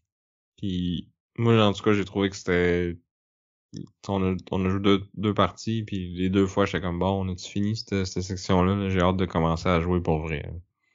Bon. Ça va peut-être paraître moins générique puis peut-être plus spécifique si vous connaissez l'univers de Monster Hunter World parce qu'il y a un effort assez considérable qui a été mis sur à faire en sorte que le jeu soit assez fidèle aux jeux vidéo. C'est comme les Ok, monstres. ouais. Les monstres qu'on va voir, ben c'est des monstres qui sont dans le jeu. Il y en a plusieurs qui sont des monstres iconiques du jeu. Puis tu vas les trouver dans tel type d'environnement. Fait que là, la petite histoire, elle va dans le sens que tu es dans ce type d'environnement-là. Fait que c'est ça. Fait qu'on essaie de se rapprocher du jeu vidéo. Ok. C'est sûr que moi j'ai pas. Je pense que j'ai déjà joué à un des jeux pendant comme 15-20 minutes. Peut-être pas le public cible pour ça, puis je verrai pas les références et les clins d'œil. Ouais. Fait que c'est ça. Fait qu'une fois que t'as fait cette petite phase-là qui est souvent, justement, on a un ou deux choix puis tu progresses là-dedans jusqu'à temps que tu tombes sur le monstre ou que le monstre te tombe dessus. En fait, pendant cette étape-là, j'ai oublié de le mentionner, il y a une gestion de temps. Il y a un deck d'événements, en fait, qui est un peu le compte à rebours, qui détermine quand est-ce que le monstre décide de se pousser ou que les héros sont trop épuisés par leur journée puis ils doivent arrêter. Puis cette petite phase-là, dans le fond, fait qu'on va écouler des cartes de ce deck-là, qui fait qu'on a moins de temps pour combattre le monstre. Puis là, une fois que le monstre nous tombe dessus, ou qu'on lui tombe dessus, c'est là que le combat va commencer. Fait que là, on va avoir une carte avec quadrillée avec différents emplacements où on va placer nos personnages et le monstre d'une façon qui va être déterminée en fonction du niveau de difficulté du monstre qu'on va avoir décidé d'affronter. Il y a un gros aspect modulaire, dans le fond, dans le jeu, dans le sens où, tu vas choisir tes héros, tu vas choisir ton monstre, puis d'une partie à l'autre, souvent, tu vas pouvoir mélanger tout ça, à moins que tu décides de faire le mode, il y a un mode campagne comme tel où t'as comme le but c'est de se rendre jusqu'à un des boss, puis il faut que tu réussisses à le faire en le moins de temps possible. Mais sinon, tu fais juste mix and match, puis tu commences une game, puis tu y vas. Comme nous autres, on a principalement fait. Puis dans le fond, chaque personnage a vraiment comme une gimmick qui va lui être différente. Il va y avoir des personnages qui vont avoir des armes qui vont être plus à distance. Il y a des armes qui vont être plus mêlées. Il y a des armes qui vont avoir des types de munitions que tu peux décider de dépenser ces munitions-là pour faire des attaques plus fortes. Il y a des personnages qui vont comme craquer des attaques puis qui vont faire des gros coups mais qui vont attaquer moins souvent. Il y a des personnages qui sont beaucoup plus mobiles ou qui vont avoir des bonus à être dans certaines positions sur le plateau ou par rapport au monstre. Fait que chaque monstre, chaque personnage a sa petite gimmick. Chaque personnage va avoir des pièces d'équipement dans le fond qui vont altérer ses statistiques. Ces statistiques-là, c'est principalement la défense. Plus t'as de défense, plus t'es capable d'éviter les attaques du monstre. Parce que souvent, c'est un jeu où tu vas beaucoup éviter les attaques. Parce qu'à un certain moment, tu te rends compte que les monstres, ils vont te tuer en 2 attaques parce qu'ils sont des monstres gigantesques. Fait que si tu reçois un coup de patte d'eux autres, ben, t'es pas mal coupé en 2 ou écrasé. Puis c'est un peu ça qui est reflété. Fait qu'on va essayer d'éviter les attaques en ayant des stats d'armure élevés ou bien en évitant en dépensant des cartes. Je vais revenir aux cartes. Les cartes sont en fait un point important du jeu, c'est que chaque classe va aussi avoir un deck de cartes qui va lui être propre. Ce deck-là va évoluer à mesure qu'on va faire des parties parce que en ayant des meilleures armes ou en faisant différents choix, on va gagner des habilités puis on va se débarrasser d'habilités moins bonnes. Puis ce deck de cartes-là, c'est ça qui nous permet, dans le fond, d'agir en combat. Les cartes vont toutes être multi-usages. Une même carte peut être utilisée soit pour éviter les attaques, faire des déplacements, ou pour l'action qu'il va avoir sur la carte. Puis dans le fond, en fonction du personnage, il y a des petites mécaniques différentes qui vont être incorporées. Donc, autour d'un aventurier, l'aventurier peut faire un déplacement gratuit d'une position sur le plateau, puis tu peux payer des cartes pour faire des déplacements supplémentaires. Quand tu joues ta carte, tu vas la mettre sur une piste. Tu as une piste, dans le fond, qui est ta piste d'endurance, qui est la limite de cartes que tu vas pouvoir jouer à tout moment. Si à un moment donné, ta piste d'endurance est pleine, tu peux pas jouer de cartes supplémentaires, c'est arrêté là. Fait que tu sais, si t'as fait un gros tour, t'as rempli ta piste d'endurance, le monstre t'attaque, tu peux pas jouer de cartes pour pouvoir t'aider à l'éviter. Tu vas juste manger le coup. Ça, c'est un point qui est assez important parce que si tu veux faire plus de déplacements, ben, il faut que tu mettes des cartes face cachée pour te déplacer. Puis c'est des cartes que tu vas mettre là aussi quand tu vas vouloir éviter. Fait que t'as cet aspect de gestion de ta jauge d'endurance qui est assez importante. Puis en fonction des différents personnages, ben ça peut être plus ou moins facile de vider cette piste-là. Puis des fois, elle peut se remplir plus vite aussi. Ça va dépendre des personnages. Mais t'as quand même à tous les tours au moins une de ces cartes-là qui s'enlève. Exactement. Automatiquement, t'en as au moins une. Des fois, t'en as plus parce que à chaque tour, à chaque fin de tour des aventuriers, il va y avoir un événement qui va être tiré du deck d'événements, qui est le deck de timer de la game. Puis des fois, ça va te donner l'opportunité d'enlever plus de cartes, ou des fois, tu vas en enlever moins. Tu sais, c'est des trucs un peu aléatoires qui vont arriver, qui va affecter, dans le fond, soit les héros, soit le monstre, puis en fonction des conditions que sur les cartes, ben, il y a différents trucs qui peuvent se passer. C'est un peu pour signifier que au cours d'un combat, tu peux pas tout prévoir, il va y avoir des imprévus, puis quand tu combats un gros monstre, tu sais pas qu'est-ce qui peut arriver, puis des fois t'as des bonnes, puis des fois t'as des mauvaises surprises. Des fois, c'est un peu arbitraire, par exemple. C'est comme tu tires la carte, là, ça te dit roule un dé, puis là, t'as comme une chance sur deux d'avoir de quoi de vraiment bon, puis une chance sur deux là, que c'est le monstre qui a de quoi de vraiment bon. Tu sais, d'une partie à l'autre, même si t'as la même stratégie, t'auras peut-être pas le même résultat juste à cause de ce deck d'événements-là. Exactement. Fait que ça fait aussi, par contre, que, tu sais, le combat va être un peu différent. Tu sais, il va falloir que tu fasses face à des situations un peu différentes. Fait que c'est ça, fait que tu joues ton tour, tu joues tes cartes, puis là tu vas pouvoir attaquer ou pas le monstre. Quand tu attaques le monstre, en fonction de l'arc dans lequel tu le vois, ben un peu comme dans Outsworm, tu vas avoir accès à différentes parties de son corps. Comme dans Outsworm aussi, on a une mécanique de points de vie de parties du corps. Sauf que là ici, c'est en plus des points de vie généraux du boss. T'sais, le boss a un pool de points de vie. Quand tu réussis à vider son pool, il meurt. Mais si dans la partie, tu es capable de faire des dégâts de brisure, dans le fond, des parties du corps, tu vas affecter le monstre, ce qui va le faire en sorte qu'il va peut-être perdre certaines attaques si tu lui enlèves un point un organe, dans le fond, qui est essentiel pour faire X ou Y attaque. Fait que si tu y enlèves ça, ben, ça rend plus facile. T'as aussi comme un genre d'effet bonus, un coup que tu réussis à péter, mettons quand tu pètes la tête, tout le monde peut se soigner de 1 ou des affaires de même. Là. Chaque partie a comme son bonus quand elle est brisée.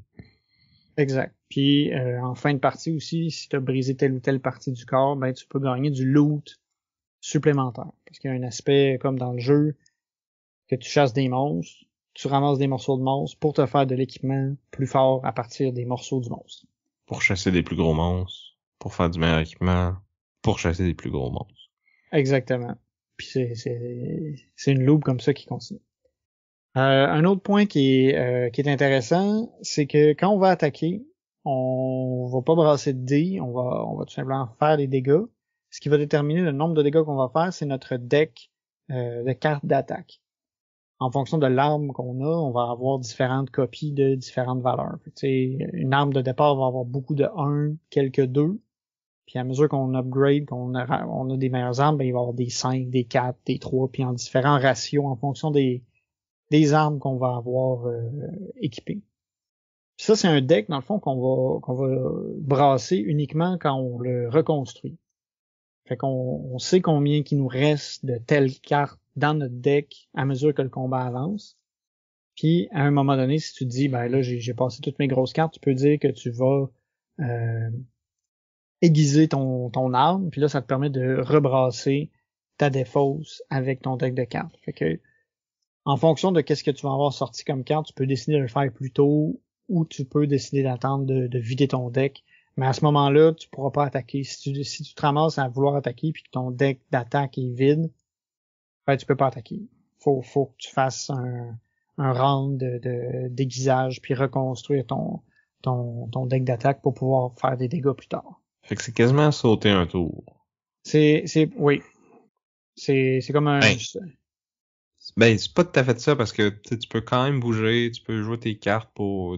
T'en as que c'est pas des attaques pis que c'est d'autres habilités.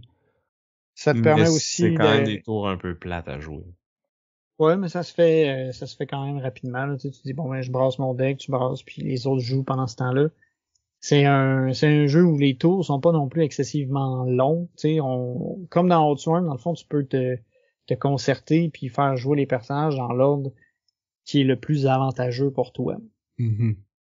Fait que, tu sais, en fonction de ça, ben, tu sais, on fait notre planif pis tout ça. Fait que, tu sais, quelqu'un qui dit, ben, moi, j'aiguise mon truc, ben, ok, c'est bon, on jase les autres ensemble puis on organise notre tour. Puis là, va venir le tour de l'ennemi. Une fois que tout le monde va avoir joué, il va y avoir le tour, il va y avoir l'événement aléatoire qui va nous affecter ou affecter le monstre. Puis ensuite, le monstre attaque. Le monstre va avoir aussi un deck d'attaque qui nous donne quelques informations avant qu'il joue. En fait, on va avoir une info qui va nous dire est-ce que le monstre va essayer d'attaquer la personne la plus loin ou la plus proche, ce qui est généralement son comportement général. Puis, des fois, tu vas avoir un petit pictogramme supplémentaire qui peut peut-être te donner des infos de plus sur cette attaque-là. C'est comme pour dire que, tu sais, pendant que tu es en train de tabasser le monstre, tu vois s'il a l'air comme prêt à sauter sur le gars qui est à côté ou qui va sauter plus loin puis attaquer quelqu'un d'autre. Fait que t'as un petit peu de prévisibilité sur le comportement du monstre. Puis là, dans le fond, on monte la carte, le monstre va faire une attaque, il va être indiqué sur la carte qu'est-ce qu'il va faire, quel déplacement il va faire, est-ce que son attaque va faire des effets de zone ou pas, est-ce qu'il va falloir, c'est quoi la valeur de défense qu'il va falloir atteindre pour pouvoir éviter l'attaque, puis le nombre de dégâts échéants si jamais il va te toucher. Puis là, ben à ce moment-là, une fois que le monstre a fait l'attaque, les gens qui sont touchés peuvent défausser des cartes pour ajouter, dans le fond, de la valeur à leur armure, puis éviter les attaques. Ben, en fait... Ouais, éviter des valeurs d'agilité pour éviter l'attaque. C'est ça. Parce que, dans le fond, les cartes de défense, faut que tu les aies jouées pendant ton tour, puis là, ça booste ton armure, puis dans le fond, ton armure, c'est comme juste, tu réduis les dégâts du nombre de ton armure. Fait que t'as comme deux façons d'éviter le coup, soit que tu joues assez d'armure pour que les dégâts se rendent pas à toi, ou si t'es pas capable, ou que t'as juste des meilleures cartes pour éviter, mais là, c'est que tu défausses des cartes pour atteindre la valeur d'évitement de cette attaque-là, qui peut être différente du nombre de dégâts qu'il fait, dans le fond. Exactement. Puis, ainsi de suite, dans le fond, on va progresser dans le combat en faisant les tours des aventuriers, les tours des méchants, jusqu'à temps que un ou l'autre finisse par mourir. Lorsque les héros meurent, parce qu'en fait, les monstres vont faire des dégâts assez substantiels, fait que généralement, il va y avoir des héros qui vont tomber KO. L'idée, c'est qu'il faut juste pas... On a un nombre de KO qui est permis dans un même combat. Puis tant qu'on n'a pas atteint ce nombre de personnes KO-là, on peut continuer. La personne fait juste revenir. Dans le fond, il est comme allé au camp, il s'est soigné vite, puis il revient. Souvent, il revient comme en pleine forme. Là. Il a vidé sa barre d'endurance, puis il est frais et dispo pour réattaquer. Ouais, tu sautes même pas un tour, dans le fond. Là. C'est ça, tu sais. Fait que ça, au moins, ça, c'est pas très punitif. Mais tu sais, c'est ça. Si en fonction du niveau de difficulté, c'est normal qu'il va y avoir plusieurs héros qui vont tomber KO puis qui vont revenir. Parce que les monstres font beaucoup de dégâts. Finalement, sur le plateau aussi, il va y avoir aussi des événements de l'environnement. En fonction du lieu où on va combattre le monstre, ben dans le fond, il va y avoir des buissons, des montagnes, de l'eau qui va avoir des effets si jamais les aventuriers se ramassent dans ces zones-là. Fait que, les buissons, ils font comme si t'es caché, fait que t'attires moins l'attention. Si t'es sur une montagne, ben tu peux comme descendre rapidement en bas de la montagne, puis ça te donne un mouvement gratuit. L'eau, elle, ben elle va abîmer ton arme, fait que tu vas devoir jeter des cartes supplémentaires d'attaque que t'auras pas joué. Fait que tu vas falloir que tu refasses un tour déguisage plus vite. Tu sais, il va falloir que tu joues un peu avec la topologie du terrain pour pas te ramasser dans des mauvaises situations. Puis, c'est ça, finalement, à la fin, quand tu réussis à battre le monstre, ben, tu vas avoir une table de loot, des récompenses que tu vas avoir qui vont varier soit en fonction de ce que tu vas avoir brisé sur le monstre, puis de facteurs aléatoires. une fois que tu as déterminé quels étaient les éléments que tu récupères du monstre, tu peux fabriquer des armes nouvelles. Puis là, t'as des arbres de compétences, dans le fond, qui te permettent de dire, OK, ben, je vais crafter telle arme, je vais l'améliorer de telle façon. Puis avec le loot que tu as collecté, ben, t'as différentes options disponibles.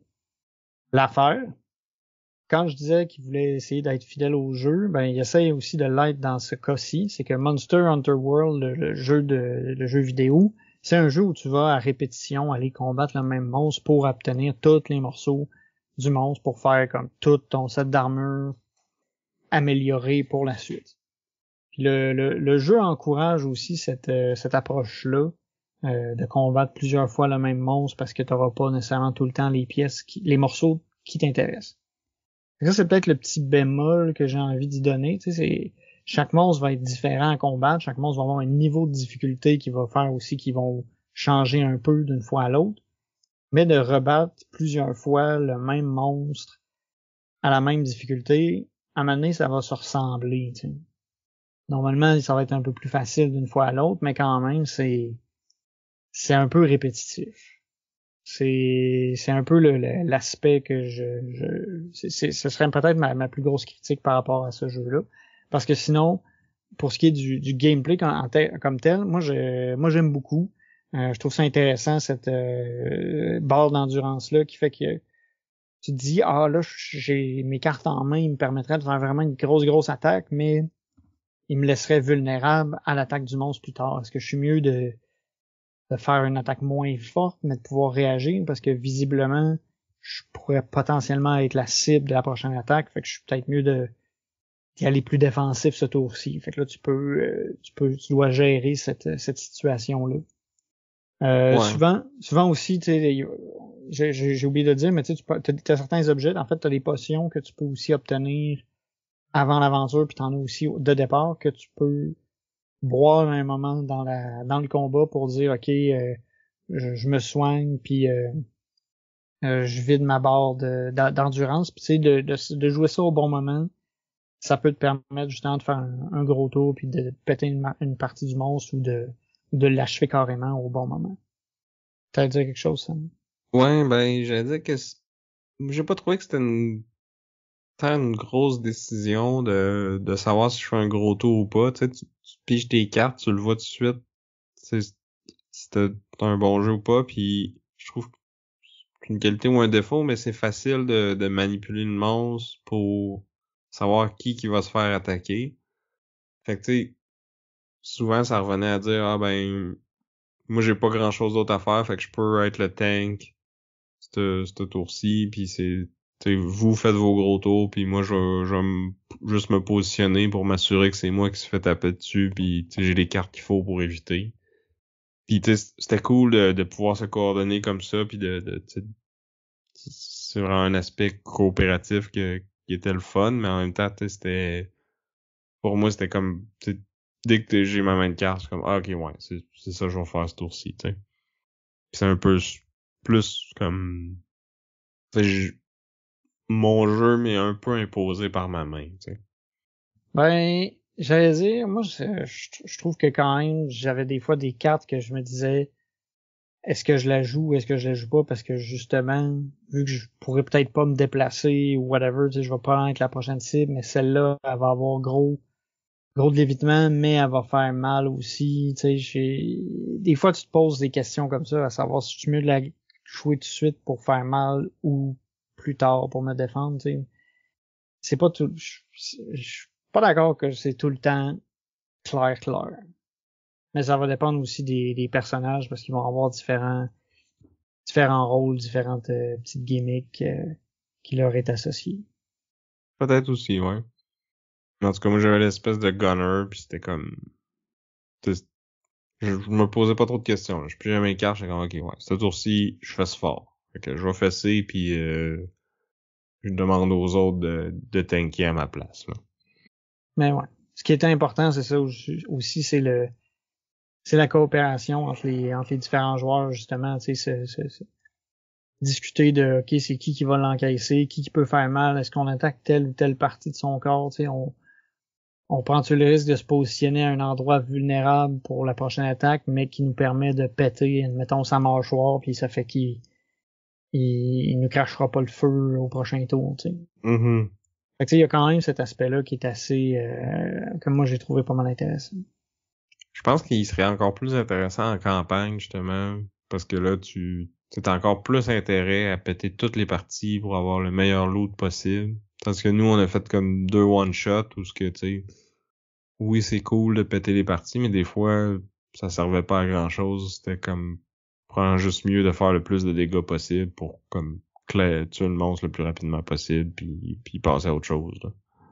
Parce que C'est sûr que là, en plus, t'as un incitatif, tu sais, comme tu dis, à péter certaines parties du corps du monstre, mais aussi, après ça, t'as des décisions supplémentaires à savoir, OK, vers quelle spécialisation d'armes je m'en vais dans l'arbre des améliorations. Fait que ouais, tu sais, t'as cet aspect-là qui rend ça un peu plus, qui fait que tu vas peut-être vouloir plus péter certains morceaux en particulier avant de tuer le monstre complètement. L'aspect campagne est aussi une gestion, c'est ça comme je disais, on a une gestion du temps dans le combat, mais dans la campagne, tu as une gestion du nombre de jours aussi. Tu as comme un maximum, puis avant la fin, il faut que tu ailles tuer un boss pour dire que tu as gagné ou pas. Mm-hmm. C'est un peu comme dans Too Many Bones, là. Ouais. Bon, on peut passer aux comparaisons. Ouais. Déjà, j'allais dire, au niveau esthétique, j'ai envie de dire que les deux se démarquent là, au niveau esthétique. Là. Les minis de Monster Hunter sont assez phénoménales. Puis on avait la version standy et mini de Roadsworm, puis j'allais dire les deux étaient très très beaux. Je veux dire les standy sont bien dessinés, les mini étaient de bonne qualité aussi. Ouais, Puis puis je j'ai suis vu pas des inquiet vidéos. que les mini une version mini des monstres doivent être assez sa coche aussi, là. Ouais, j'ai été voir quelques photos, puis tu sais c'est assez impressionnant aussi. Sinon, il y a beaucoup de similitudes dans les deux jeux, là. Tu sais, on a une petite partie histoire au début, que tu fais des choix, puis selon les choix que tu fais, ça influence le combat. Tu vas avoir plus ou moins d'informations sur le monstre. Vas-tu commencer une bouche ou pas dans Outsworn, ou tu vas-tu enlever les plus grosses cartes d'attaque dans l'autre. Mais je trouve que en tout cas, pour moi, toutes ces comparaisons-là, avantage Outsworn, là, juste le niveau d'écriture puis de narration, c'est Ouais, aux là, antipodes, là. c'est sûr que dans Swarm, t'as vraiment un aspect campagne puis un aspect narratif qui est très très présent puis très important puis qui a été très travaillé. Monster Hunter, dans le fond, eux autres, ils étaient pas là pour de l'histoire, là. On n'est pas là pour sauver des villes puis tout ça, là. On est là pour péter du monstre. Fait qu'on reste là-dedans puis on va juste vers ça. T'sais, on va pas aller, y a pas de débat philosophique ou de Non. questionnement moral, tu sais, c'est Mais tu vois, moi, monstre méchant, je tape dessus. ben, s'il m'avait donné le choix de skipper cette partie-là ou de faire la version abrégée, là, je l'apprendrais à toutes les fois avec Monster Hunter, là. Ouais. En même temps, c'était pas si long. Ça. Ben, c'était aussi long que le combat, quasiment. Je trouve que t'exagères un peu. Là. C'est peut-être juste parce qu'on lit pas vite. Là. Mais tu sais, si tu le fais juste pour toi, tu sais, tu le lis rapidement, là, puis ça passe assez vite. Là. Ouais, mais le combat aussi, il est vite, là. T'as pas 20 tours, là. Puis les tours sont rapides, là. Tu vois ta main, ok, ouais, c'est clair. Tac, tac, tac, je fais ça. Tu sais, ça roule, là. Ça va bien. Ça, c'est peut-être là où ce qui va gagner plus de points que Outsworn. Tu sais, la durée est c'est plus concis. Autant dans partie histoire que partie combat. Parce que Outsworn, surtout, tu sais, moi j'ai juste joué à deux, fait qu'on contrôlait deux personnages chacun. Vers la fin, on est allé plus vers les compagnons, mais au début, on dirait que j'étais comme hésitant. Tu sais, je me disais, ah ben, ça sera pas aussi le fun qu'un full perso, parce que tu sais, j'ai à gérer mon deck puis tout ça. Finalement, tu sais, c'est quand même le fun pareil, là. Puis ce qui a fait qu'on a fini par les essayer, les compagnons, c'est que justement, il y a un scénario qu'on a perdu puis qu'il a fallu recommencer. Puis quand, pour perdre, faut que tes 4 autres Sworn soient KO. Parce que sinon, je n'ai pas parlé tantôt, là, mais quand t'es KO, tu te remplaces ton personnage de ton prochain tour par un allié, là. Fait que t'as comme un deck d'alliés. Au début, t'as comme juste des men at arms génériques, là, mais au fur et à mesure que la campagne avance, il y a certains personnages qui se joignent à ton groupe. Puis, tu sais, qui vont être plus ou moins forts, qui vont avoir des habiletés, sont clairement pas mal moins forts que les Sworn, là, mais au moins, tu sais, ça te fait un quatrième présence sur le board, même quand ton Sworn est KO, là. Fait que, bref, il y a un scénario qu'on a perdu. Fait que là, il a fallu le recommencer, puis on s'est dit, ben là, on veut, tu sais, accélérer la chose, on a hâte de passer au prochain chapitre, là, puis je pense que tu pourrais même juste décider que tu passes au prochain, là, si t'es tanné de recommencer tout le temps. Mais comme pour accélérer les choses, on a fait le combat avec 4 compagnons plutôt que 4 full characters. Puis c'est là que j'ai comme allumé, ils sont le fun pareil à jouer les compagnons, là.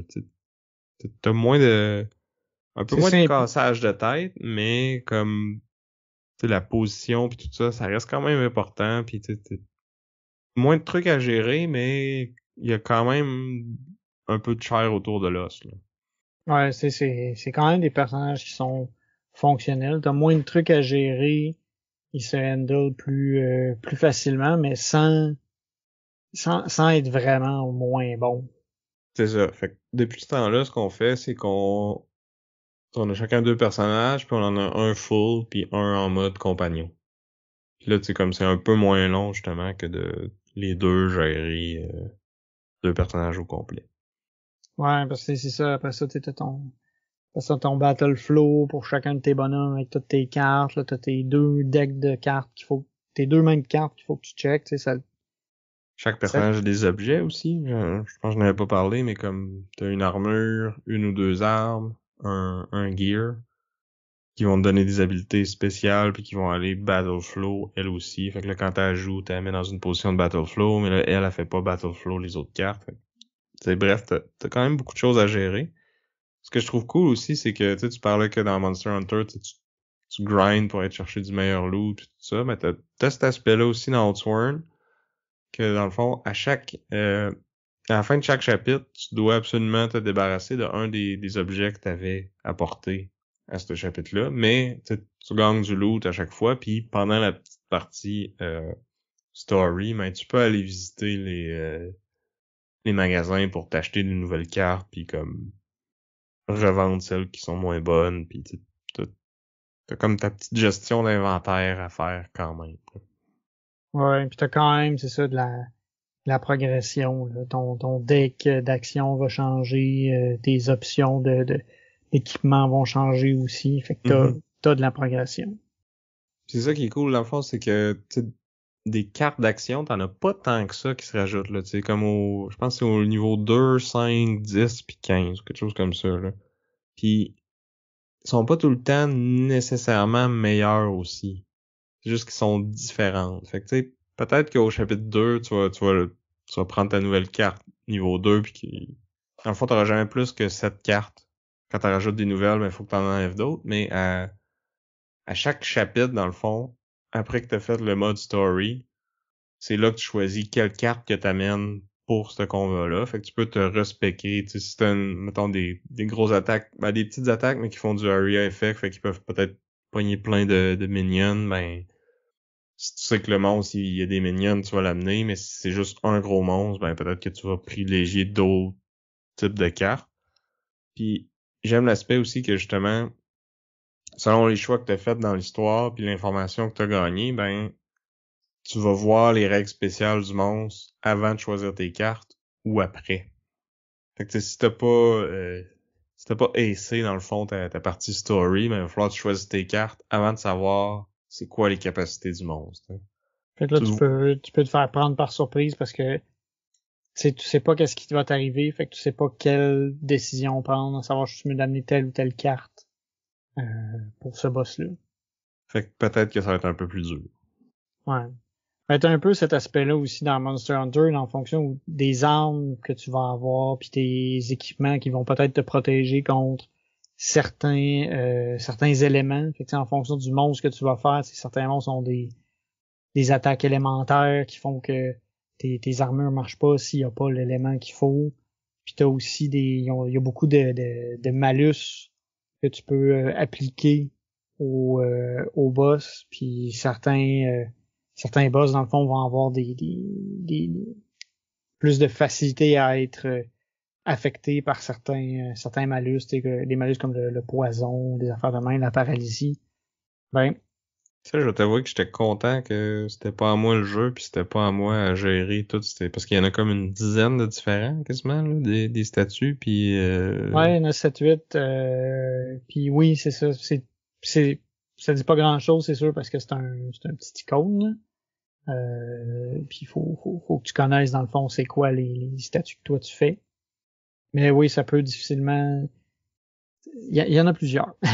C'est ça, ça vient beaucoup à tracker. Puis là, selon le monstre, ben il va être...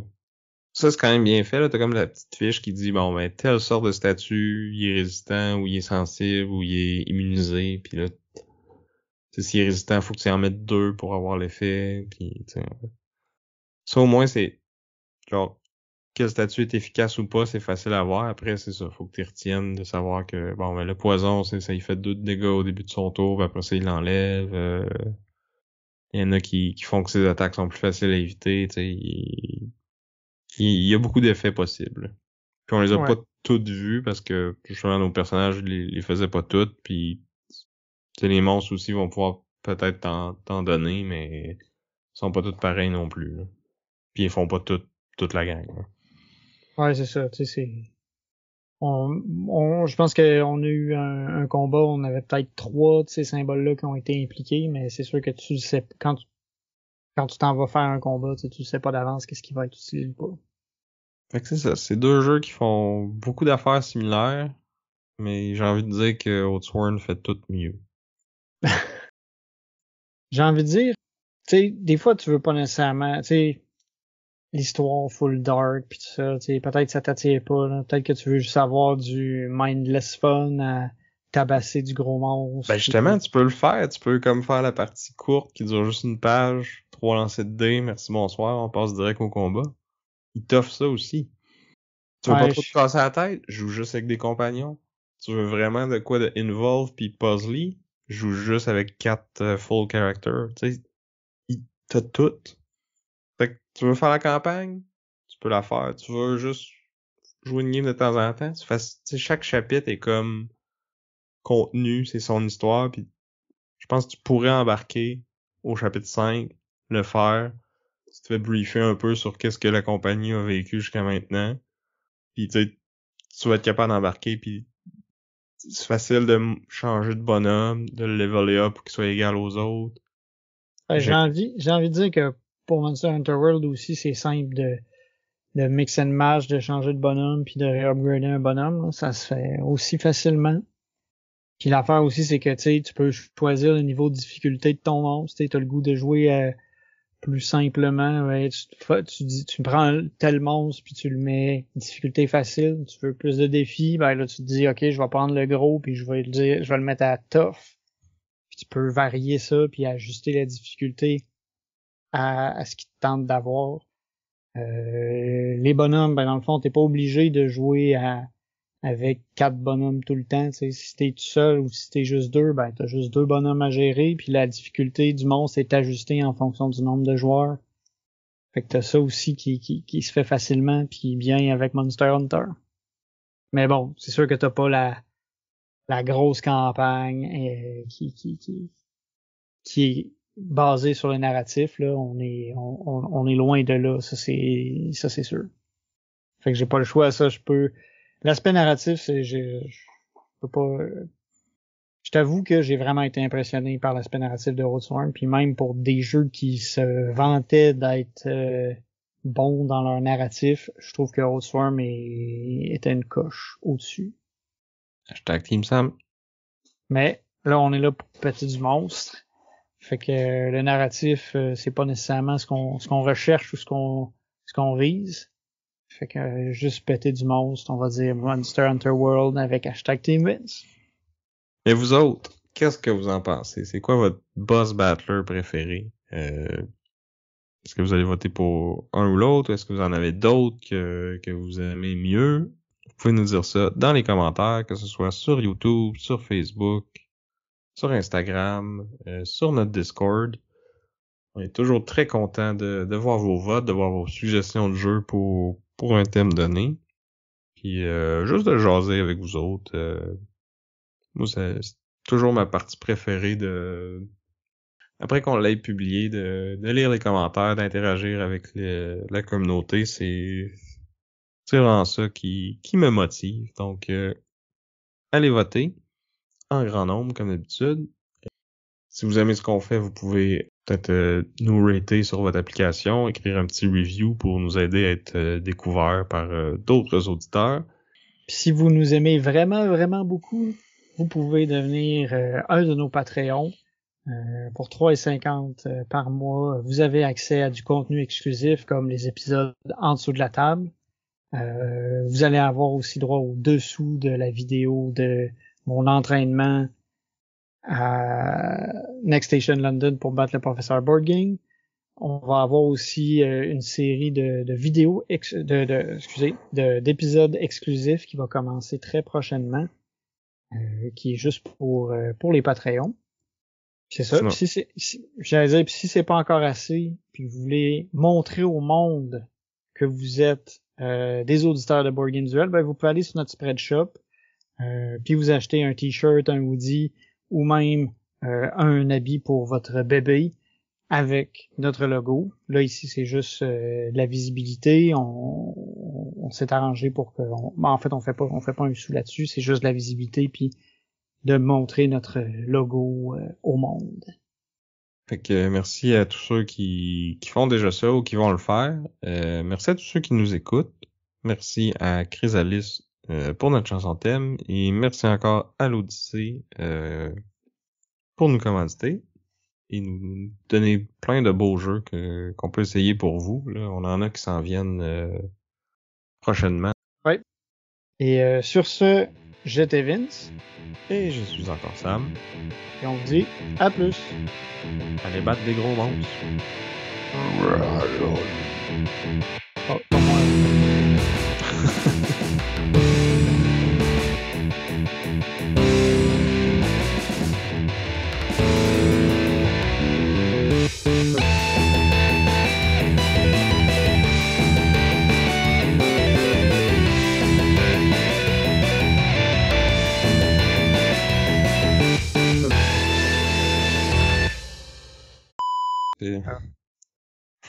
Faux départ.